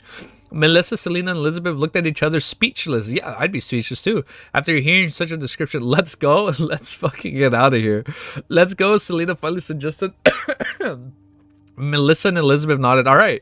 They took their veiled hats and bent over, sneaking over to the side door in an attempt to leave without attracting any attention. When they cautiously arrived outside and could finally stand straight, they suddenly heard a burst of applause coming from the small hall. Melissa instinctively looked back in the hall. She saw Miss Shaw as well as many other ladies clapping. What? Few praised the lady. Melissa exhaled.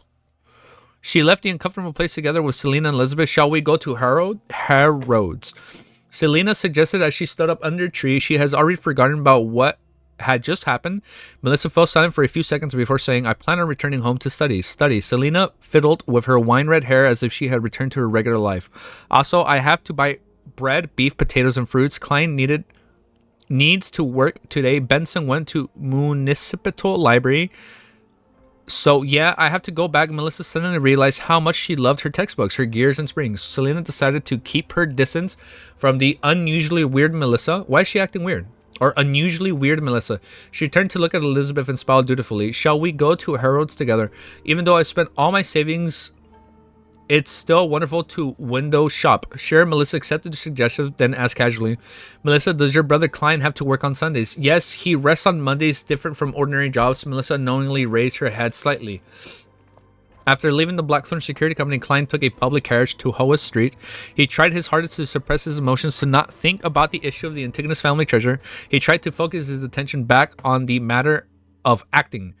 It was important to fully digest the potion as soon as possible, and proving himself was extremely important no matter when it was. Acting as a seer, I'm not professional enough. The fortune tellers back in the Foodaholic Empire had to go through all time before they accomplished anything. Klein held his cane as he sat inside the carriage. He had decided to divine if it was beneficial for him to travel to the divination club today. That was more befitting of a seer. As he was getting off the carriage, Klein took out a halfpence coin. His field of vision narrowed, his pupils became darker, and silently recited, "It is suitable to head to the divination club today. It is suitable to head to the divination club today." Dang, I've never heard. Dang, Lord of Storm is patriarchal type. He kind of sounds shrug. IDK, how to find emoji. It's kind of hard to search for emojis, right, Daniel? Even I struggle, dude. Klein flicked the coin up. He didn't look at the rotation of the coin, calmly extending his hand instead. Thunk. The halfpence landed in the middle of his palm. I like that emoji. The stop. This time, the number of half was of 1 over half was facing up. With the number facing up, that means that I would encounter an unfortunate incident at the divination club today. Klein so it's beneficial and it's unfortunate. Klein thought for a moment before he turned to the opposite side of the street. He waited for the public carriage that was heading for Defoldy Street. He felt more and more like a charlatan. Howell Street, at the entrance of a Harrow's department store, Selena was just about to enter the building when he suddenly froze and looked at the side. Did something happen? Elizabeth asked, puzzled. Selena puffed her cheeks and said, "Elizabeth, I thought about my mysticism teacher, Mr. Vincent.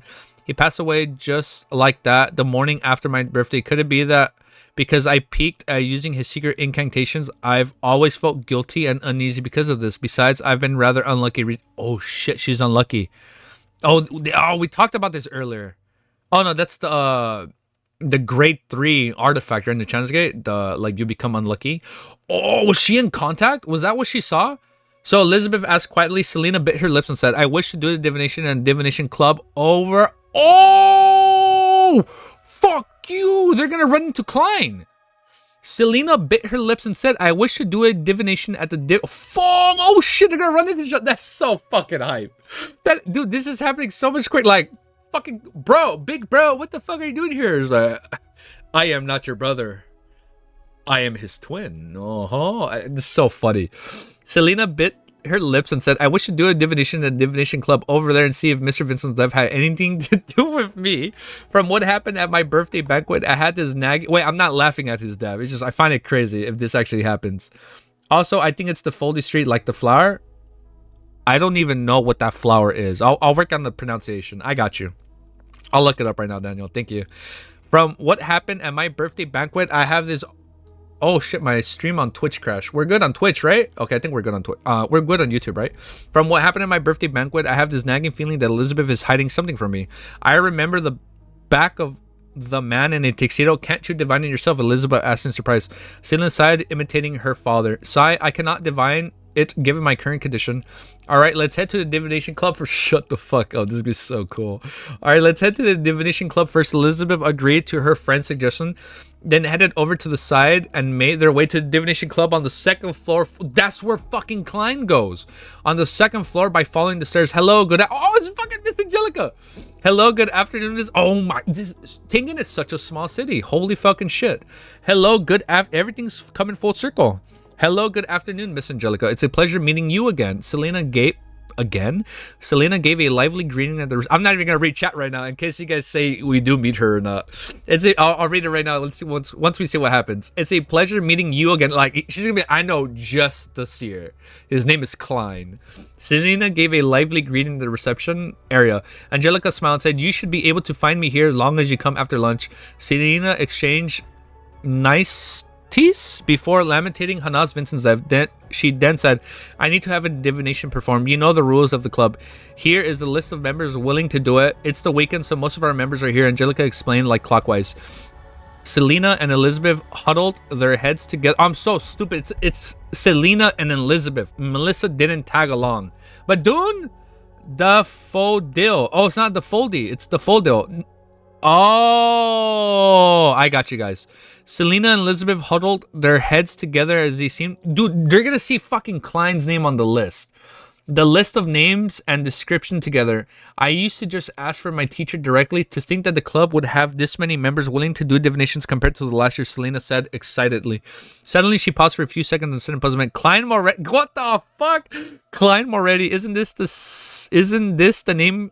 Oh my god, isn't this name the same name as Melissa's brother?" Elizabeth froze. She looked repeatedly at the name Klein Moretti and nodded. "That's true." This is so fucking cool. Miss Angelica, is this Mr. Klein Moretti around? Selena asked with a sparkle in her eyes. Angelica shook her head. My apologies, Mr. Moretti didn't come to the club today. All right, we'll find someone else. Selena didn't mind not seeing the person, but she laughed at her friend. I know that this can't be Melissa's brother, but having seen his name, I naturally thought of the newspaper, a headline worthy of the Intis Press. The Intis Press was created by Emperor Roselle, famous for its attention-grabbing headlines. It was one of the most famous newspapers in the northern continent. Elizabeth asked intently, what headline? Selena cleared her throat and said, it is the decay of morals or a problem with society. History graduate actually ended up doing divinations over the weekends to make a living. Update. Damn, you're fast, bro. Yeah, let's update the chapter. Dude, it would have been so crazy if Klein went, she ran into her friend's sisters. That'd be sick, dude. All right, let's update the chapter. All right, chapter 112, Azik's explanation. Buckland Empressboro, Audrey Hall sat on a suspended chair in a windy corner and looked at the followers that were blooming under the sun. She thought of Forrest Wall's request. According to the Viscount Glaint, there really was a young girl named Zhao Dericha being impounded at a temporary prison located in Buckland's North Borough. I almost burped, but we didn't. She was charged with grievous assault against a decent gentleman due to her financial conflict. She caused the man to be bedridden and he may not be able to stand on his feet ever again. Oh, regarding that, Forrest's explanation was that the gentleman wasn't a nice person, but that he had of a gang of Buckland's East Borough. He made a living by being a usury. I don't know what's an usury. The cause of the incident was when one of the borrowers found out that the interest was several times higher than he expected, so much that it was impossible to return the amount of money even after he bankrupted himself. When his discussion was that the gentleman has ended fruitless, he found the famous intermediator Zhao Dereka, hoping that she could persuade the other party to waive the unreasonable portion of the loan. The gentleman didn't respond to the well of Zhao Dercha's attempts at the arbitration and even threatened to capture the borrower's wife and children that night. Holy shit. You have 10 dogs? Oh my, you please post it on the Discord, Dark. I fucking love dogs. Hi, Ellie. Hi, I love you. The gentleman didn't respond. Here, you can play with my socks. The gentleman didn't respond well to Zhao Derch's attempts at the arbitration and even threatened to capture the borrower's wife and children that night. Hence, Zhao Derch switched tactics and chose to use psychological means. Accidentally, she caused severe damage to the man. Viscount Glaint investigated the matter and confirmed that Forrest Wall was telling the truth. Actually, let me change the music. Sounds like battle. Let me reread from right here. Regarding that, Forrest's explanation was that the gentleman wasn't a nice person, but he had a gang. Oh, I just read this. When he discussed with the gentleman ended fruitless, he found the famous intermediary Zhao Derecha, hoping that she could persuade the other party to waive the unreasonable portion of the loan. That gentleman didn't respond well to Zhao Derecha's attempts at the arbitration and even threatened to capture the borrower's wife and children that night. Hence, Zhao Derecha switched to tactics and chose to use physical means. Accidentally, she caused severe damage to the man. Viscount Glaint investigated the matter and fucking at least fucking licking my feet. The fucking tickles, dude. But I heard if you don't let them, if you move away when they're licking your hand or whatever, they get really sad. So I don't want her to feel sad. Fucking shit, that tickles. Viscount Glaint investigated the matter and confirmed that Forrest Wall was telling the truth. He also confirmed that the gangsters had lost control of his underlings. Fucking Ellie. Zhao is pronounced as Zhou. Xiao. Okay, I got it. Xiao. A statement was sent to the prosecutor to plead mercy for Zhao Derecha. However, an assault case of such severity wasn't dropped even when the victim decided not to pursue a trial. Is Izikiki feet tasty, Ellie? No, it ain't. It's sweaty. We had leg day today. It's fucking nasty. Glaint, she's like biting on my socks. You're nasty, Ellie. You're such a tomboy. Why are you biting on my socks? It's stinky. Glaint wished to solve the problem through normal means. He sent people to talk to the lawyers that he was familiar with, but they were only confident in winning a lighter sentence. But all in one syllable. Oh. One syllable? Xiao? I gotta work on that. I'll work on it. But it will be very difficult to acquit her from the crime unless she obtains a medical certification stating that she is mentally incomplete or mentally undeveloped. Audrey muttered to herself, leaning in suspect towards her friend's opinion. To her, it was best to not have any relationships with Forrest Wall or Xiao Derecha. Ever since the Terror Club, Audrey felt that she was no longer an innocent and naive young girl. Tomorrow night, there will be a dance at Count Wolf's residence. I shall tell Klein then to act according to the lawyer's suggestion. Audrey nodded slightly as she made a decision. In the Lone Kingdom, the lawyers were either barristers or solicitors. The latter didn't need to be involved in the court affairs and were responsible for gathering evidence, talking to the parties involved, setting up walls on their client's behalf, supervising property allocations, and providing legal consultation. Of course, they could also represent their client to attend the most basic magistrate court and defend simple cases. Barristers on the other hand, were responsible for researching evidence and defending their clients in court. According to the Lone Kingdom's laws, they had to maintain an objective attitude so they could make direct contact with the litigate. They could only communicate with them through their assistants, who were solicitors, to gain complete understanding of the situation. They were all true laws experts who possessed outstanding communication skills, were skilled in debate. The relaxed Audrey observed the colorful flowers outside while hidden in the darkness. When she recalled something, medical certification stating she was mentally incompetent. So, oh, I almost dropped my mic. Psychiatric. Ellie is being freaky. She can be freaky sometimes, and she can be a tomboy. Why are you sneezing? Hi, Ellie. Here, take my sock. You can have my sock. If the psychology alchemists have grasped acting, does that mean that they can be found amongst psychiatrics? Audrey felt... I'm just waving my sock in the air for her. And look, she's just looking at it. I can see her at the corner of my eyes. Audrey felt that her train of thought was on the correct path as her eyes shimmered like a lustrous gemstone. Just then, she saw her golden retriever, Sussy, sneak behind the flower bushes to spot where only the gardener would be able to reach. Sussy, what is she doing? Audrey hid in the shadows and looked in the daze. The golden retriever's sense of smell seemed to be confused by the flowers all around her, and she failed to notice her owner behind her. She doesn't see her.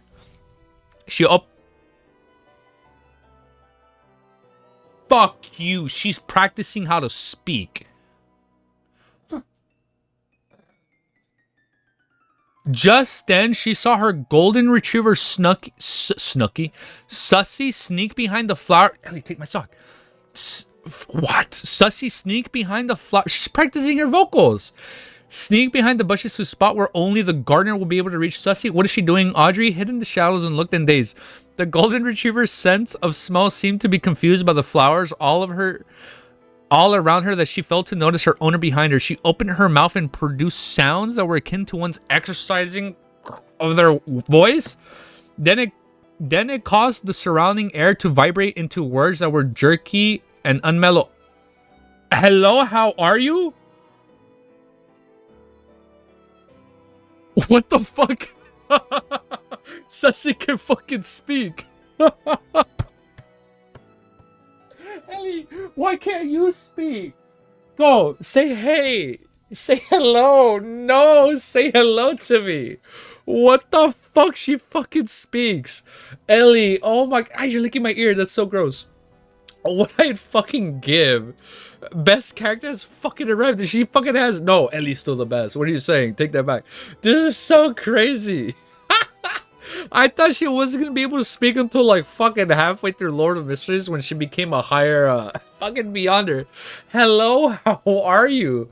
Audrey's mouth widened as she completely forgot about the etiquette an elegant lady should have. She couldn't believe the scene before her and the stiff voice that she had just heard. She suddenly stood up and asked, Sussy, you can talk. When did you learn how to talk? The golden retriever jumped in fright as she turned around to look at her home. She was gonna be like, woof. She shook her tail nervously and very quickly she opened and closed her mouth a few times, vibrating the surrounding air. I don't know how to explain I am a dog after all. What the fuck? This is so fucking cool. I'm crying. Sussy can fucking speak. I don't know how to explain. I am a dog. I'm fucking crying. This is so cool. I'm Ellie. I wish you could talk to me.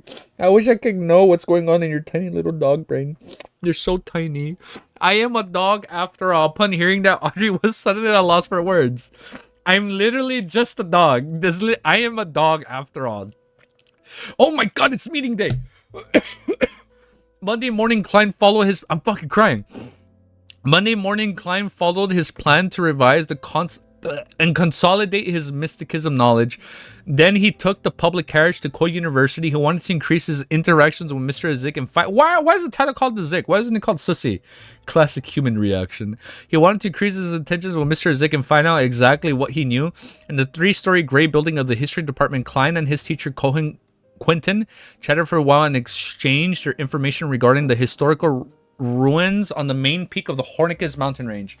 Have not learned anything new. He seized the opportunity to enter the office diagonally opposite when his mentor left to handle the certain matters.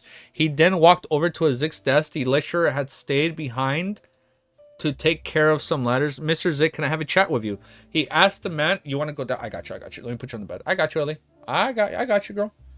I got you. Careful. Please be careful. In the 3-story gray building of the history department, Klein and his history teacher Quentin chatted for a while and exchanged their information regarding the historical ruins on the main peak of the Hornicus mountain range. Have not learned anything new. He seized the opportunity to enter the office diagonally opposite when his mentor left to handle certain matters. He then walked over to Azik's desk. The lecturer had stayed behind to take care of some matters. I think Ella wants to go.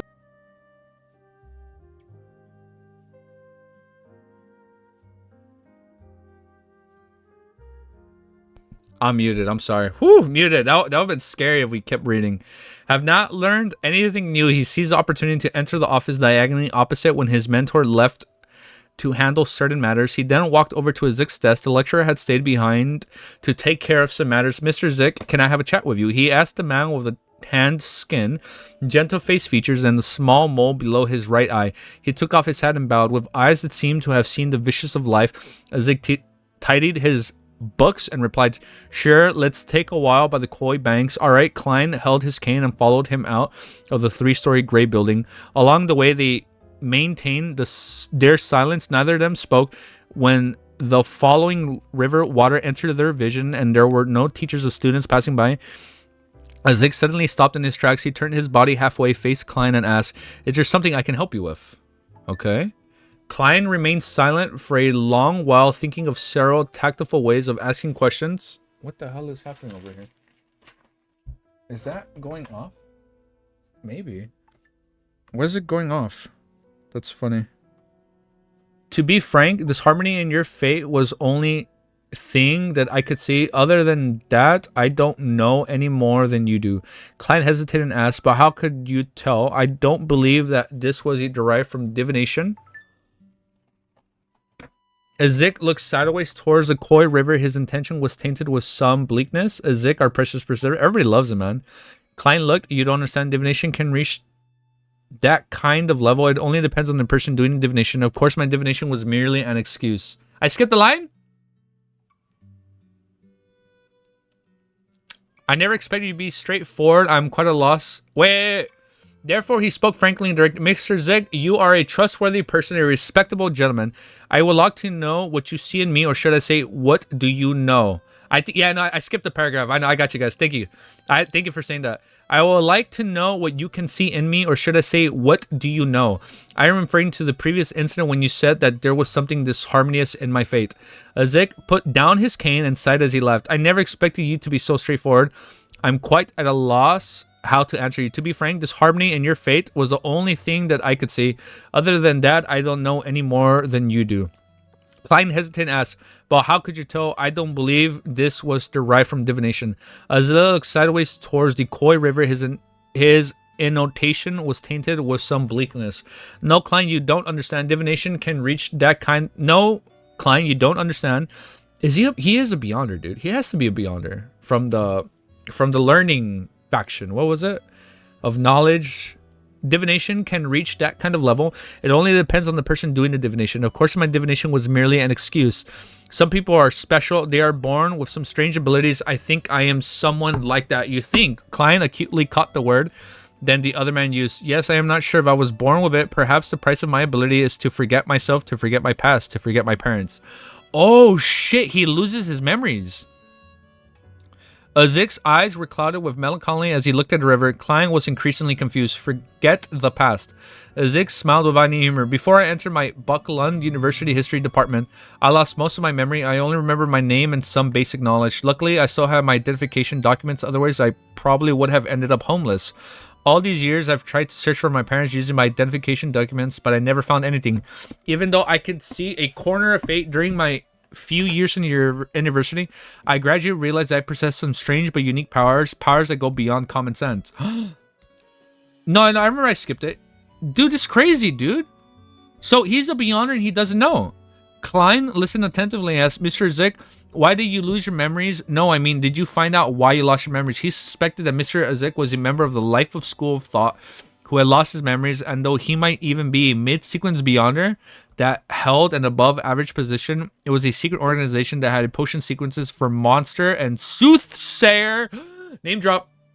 Okay, so I like how some people may or may not be born with it. I like it. Just like the Monster Kid, now we have Mr. Azik.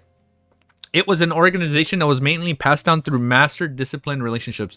Azik shook his head vigorously. No, I felt like I just had slept. I've forgotten everything that had happened in the past. He walked forward and he keeps looking at the river. Something happened there.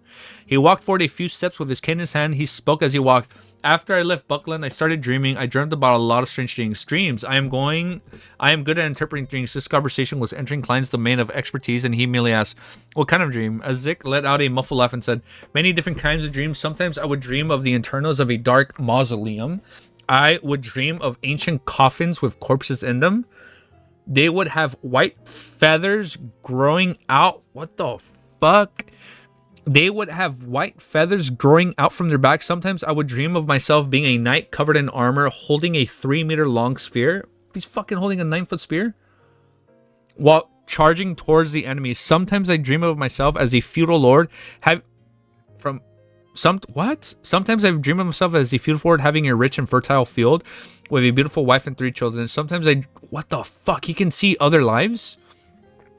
Sometimes I dream of myself as a tramp, walking on a muddy road in the rain, feeling cold and hungry. Sometimes I dream of myself having a daughter, a different daughter than the previous children. She would have a long, smooth black hair, and she enjoys sitting on her swings in a maid. She always asks for my sweets from me. Sometimes I'm dreaming of myself standing. He's so fucking badass. What the fuck is going on? Sorry, I burped a little. I don't know if the mic picked that up. What the fuck? Sometimes I dream of myself standing next to the gallows, looking towards a dead body hanging up there coldly. Listening to Azik raving like a madman, Klein suddenly realized that he couldn't interpret the dreams because his various dreams symbolized opposites, contradictory things. Azik retracted his gaze as his voice no longer sounded ethereal. The Fainapatra Kingdom in the south believed in Mother Earth, the Church of Mother Earth that promotes a belief. They believe that every life is a plant, absorbing nutrients from the earth, growing slowly, prospering, and withering. When they wither, these lives fall to the earth and return to the mother's embrace. In the coming year, oh shit, it's like reincarnation. Oh man, this is beautiful, dude. In the coming years, they grow again. They will blossom, then wither. Year after year, life is as such, one life after another. Sometimes I am very willing to believe in this concept. I believe because of my uniqueness, I can dream of previous lives and the lives before that. What the fuck? I'm about to cry. At this point, he looked at Klein and said with a sigh, I haven't mentioned any of this to Cohen before. The reason I'm telling you is because Azik, paused and smiled. I apologize. My description earlier was not precise enough. The disharmony in your fate is not the only thing that I can see. I can also see it. Fuck you. He's going to see that he was Zoe. I can also see another thing. Klein, you are not an ordinary person anymore. You possess an extraordinary strange power. Oh, he knows. He knows. He's a Beyonder. What the fuck? So good. Holy shit. I thought he was about to say, like, Klein, I know you had the same thing as me. Chapter 113 is called Request. Mr. Azik can tell me I'm a Beyonder. His ability is truly powerful. Klein froze for a moment before he gave an honest reply. Yes, he thought for a while before adding, because of what happened to Welch and Niall, It's as I thought, as excited. There were two people with extraordinary powers amongst a group of police that came to question me and Cohen. It was probably Captain and Leonard. They were in charge of Welch's case. Klein nodded slightly, not interrupting Azik. Azik raised his cane and said, "You should have entered their circle. I hope that you can help me search for clues of my origin. You do not need to go out of your way to do it. Just note it down if you find any clues." Upon saying that, Azik wore a bitter smile. Oh my god. Yo, hold up. Azik is a really good character. I see why everybody's gushing for this, man. I'm liking his whole story. You can play older games with people. Okay, that'd be fun. Upon saying that, Azik wore a bitter smile. I don't know any other person with extraordinary powers. You cannot imagine what emotions a man without a past has. You are like a boat floating in a vast ocean. The most terrifying thing is not facing a storm, but not being able to find a harbor. The inability to navigate to shore. All you can do is take on disaster after disaster with no end. I'm fucking cry. With no end in sight, never to feel peace and safety. No, Mr. Zik, I know how it feels, for I am in a similar position. Fortunately for me, I have the memory fragments of the original Klein as well as Melissa and Benson.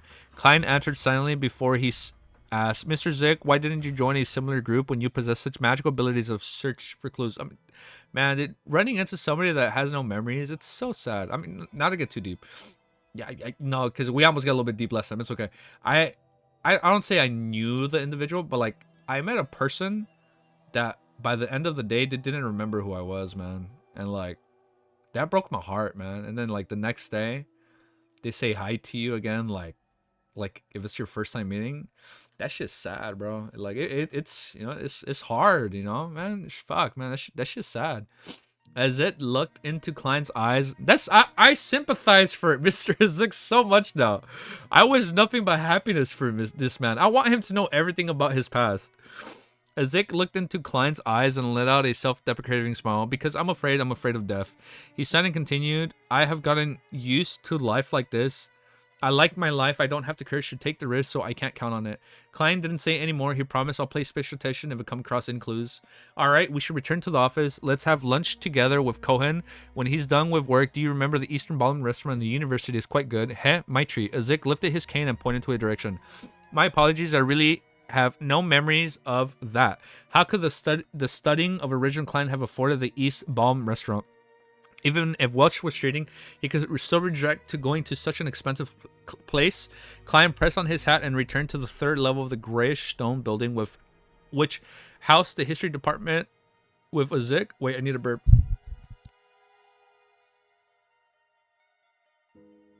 Okay, we're good. A few steps later, Azik suddenly spoke.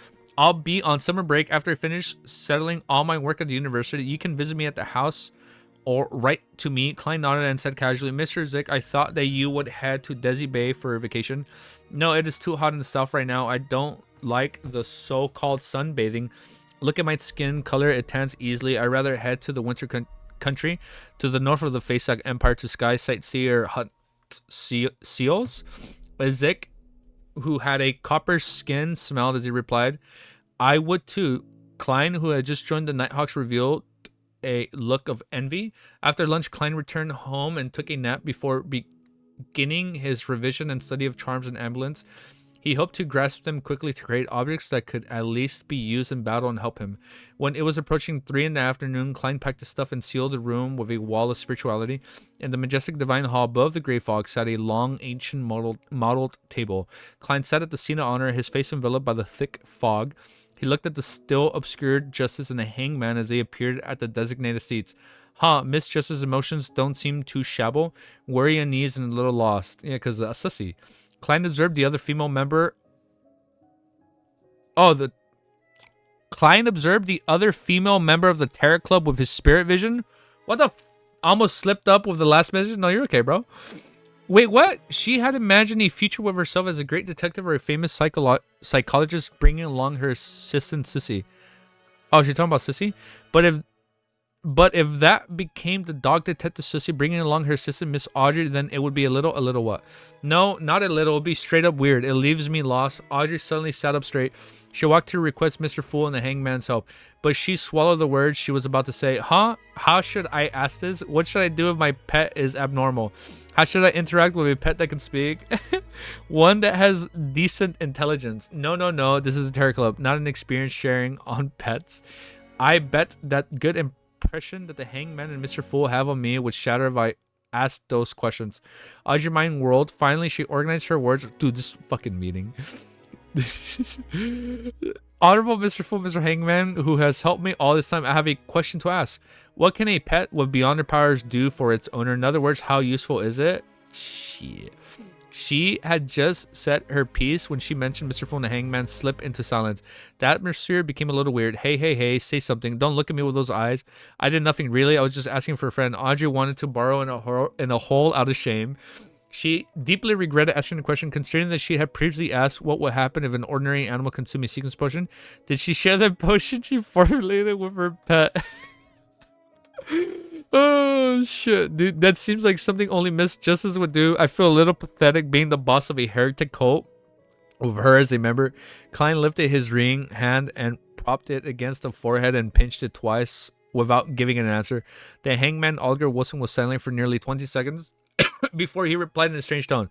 That depends on what kind of beyonder powers the pet has. For example, if it's a spectator, then it can help you observe or listen in on certain occasions. As you know, most humans are wary of each other, but would never suspect that a pet would be eavesdropping on them, even if the pet was sitting right by their feet. Holy shit, dude.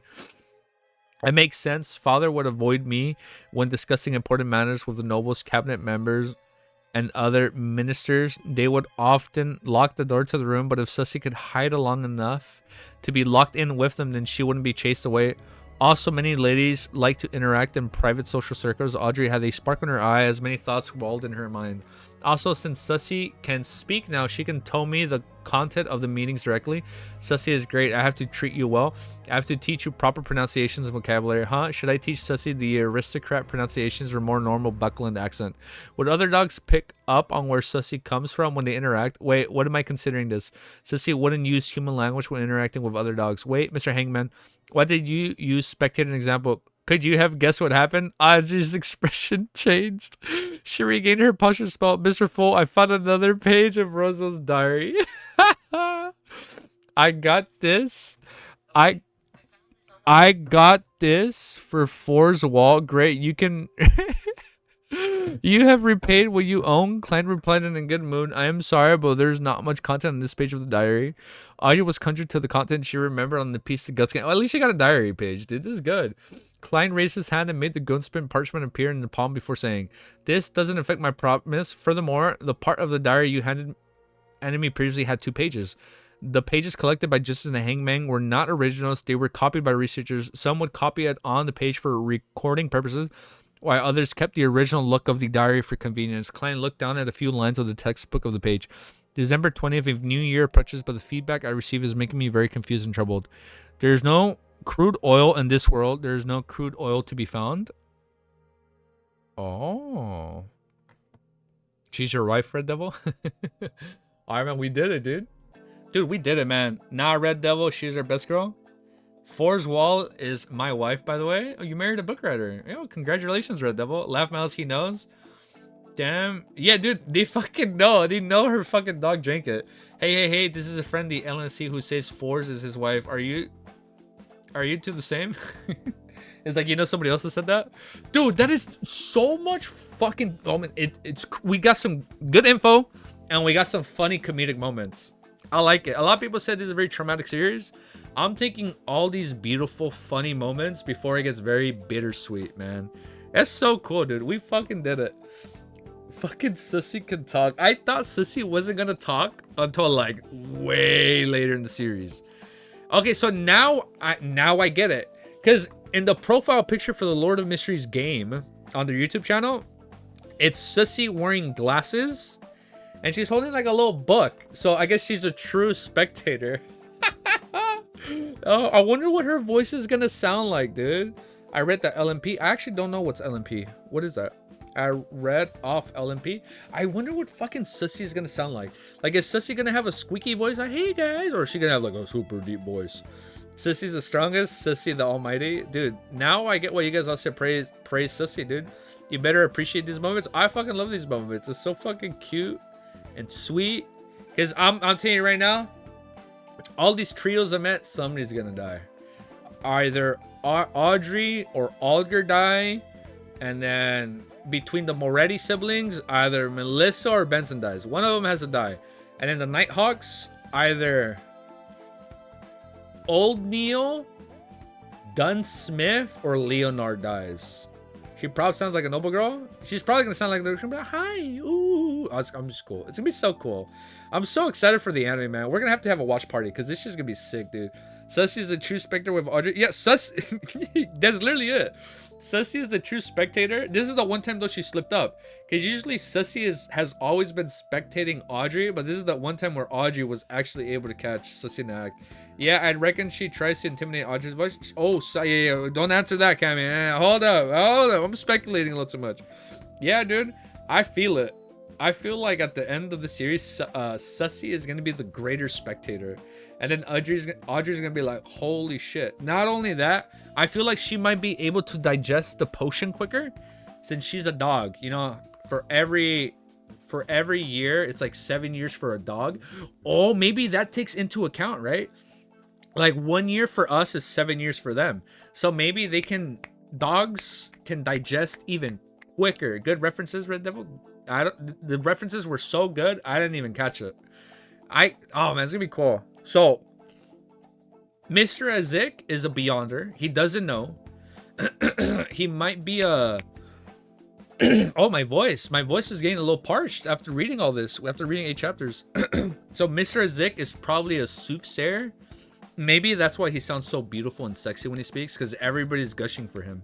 Maybe he's been soothsaying all these people that are going, holy shit, Daddy Azik is in the chat, man. Maybe that's why everybody's gushing for Mr. Azik, because he's a soothsayer. But what the fuck does that have to do with him losing his memories? Well, I said all people on that pathway, or no, all people from that organization are taught from master to apprentice, right? So maybe whoever was his master made him lose his memory for whatever reason. I don't know. It's cool. So many theories. Azik soothing us, unable to soothe his own heart. Oh, dude. Holy shit. The fucking irony, man. He can soothe other people, but he can't quench his own soothness. That made no fucking sense. Holy shit. I was so illiterate. Like, yeah, you said it better. You said it better, Killer Martin. Killer Martin, you said it way better than me. That's sad. What the fuck, man? He has no memories of his past. That's just sad. Oh, you know what? I hope when he gains his memories, it's all happy. Happy memories. Well, it'll probably be bittersweet or sad, because he had happy memories, but now they're lost, right? I don't know if you guys seen ReZero. Just like a certain character's memories, without giving any spoilers, blank blank's memories blank, and it makes your heart clench up, you know? It breaks you, man. It breaks your heart. It's sad. Oh, we did it. We fucking read 80 chapters in under 2 hours, dude. Holy shit, man. I think we are getting faster at reading. So a soothsayer is someone who can foresee the future. No, I know it's not a spoiler, because this is the definition of, oh, I didn't even know that was the definition of the word. And it's also not even a spoiler, because he can see into his future, and he's like, you have like, there's something around your future, like, oh, what was it that oh my god, I forgot what he said specifically, but it's like, he's like, he has premonitions. Maybe when you write a faction, you can write which path they're mainly in, like, not like Nighthawk with C+. Okay, that makes sense. Okay, yeah, that might be better. Yeah, we can do that. I mean, I feel like with time I'll memorize it, but I feel like we've learned a bit. All right, guys, we're gonna end it there. Disharmony. There you go, disharmony. Yeah, there's a lot of disharmony. All right, guys, we're gonna end it right there. We should be reading more Lord of Mysteries. Yeah, disharmony in his fate. Yeah, so maybe he doesn't see the future, but he can see someone's fate. I mean, fate is another way for seeing into the future, right? All right, I like it. Holy shit, dude! Imagine fucking time, like playing some point in the series where there's fucking time travel. Maybe like a sequence 1 person on this pathway for Soothsayer, they can like fucking go back in time. So like not only they can see into the future, but they can maybe travel to the future or travel back in time. This is cool. Yeah, this was fun. For Easy Geeky, until next stream. See you all next time. And by next time, we will see you Sunday. It'll be a lot earlier than normal. But yeah, I'll see you guys Sunday. Have a beautiful day. All right, guys. Peace. Like, comment, subscribe. We're at 885 beautiful people. Join the community, join the Discord, join the YouTube family, and join the Discord family. We're currently working on moderators and roles. This is a really bad outro. Hope I can catch you next. Yeah, dude, for sure. I mean, Sunday it'll be a lot earlier than this stream. So whatever time this video's up, you can minus like 8 hours, give or take, right? I hope my math is mathing, man. But later, guys. Peace. Have a beautiful day.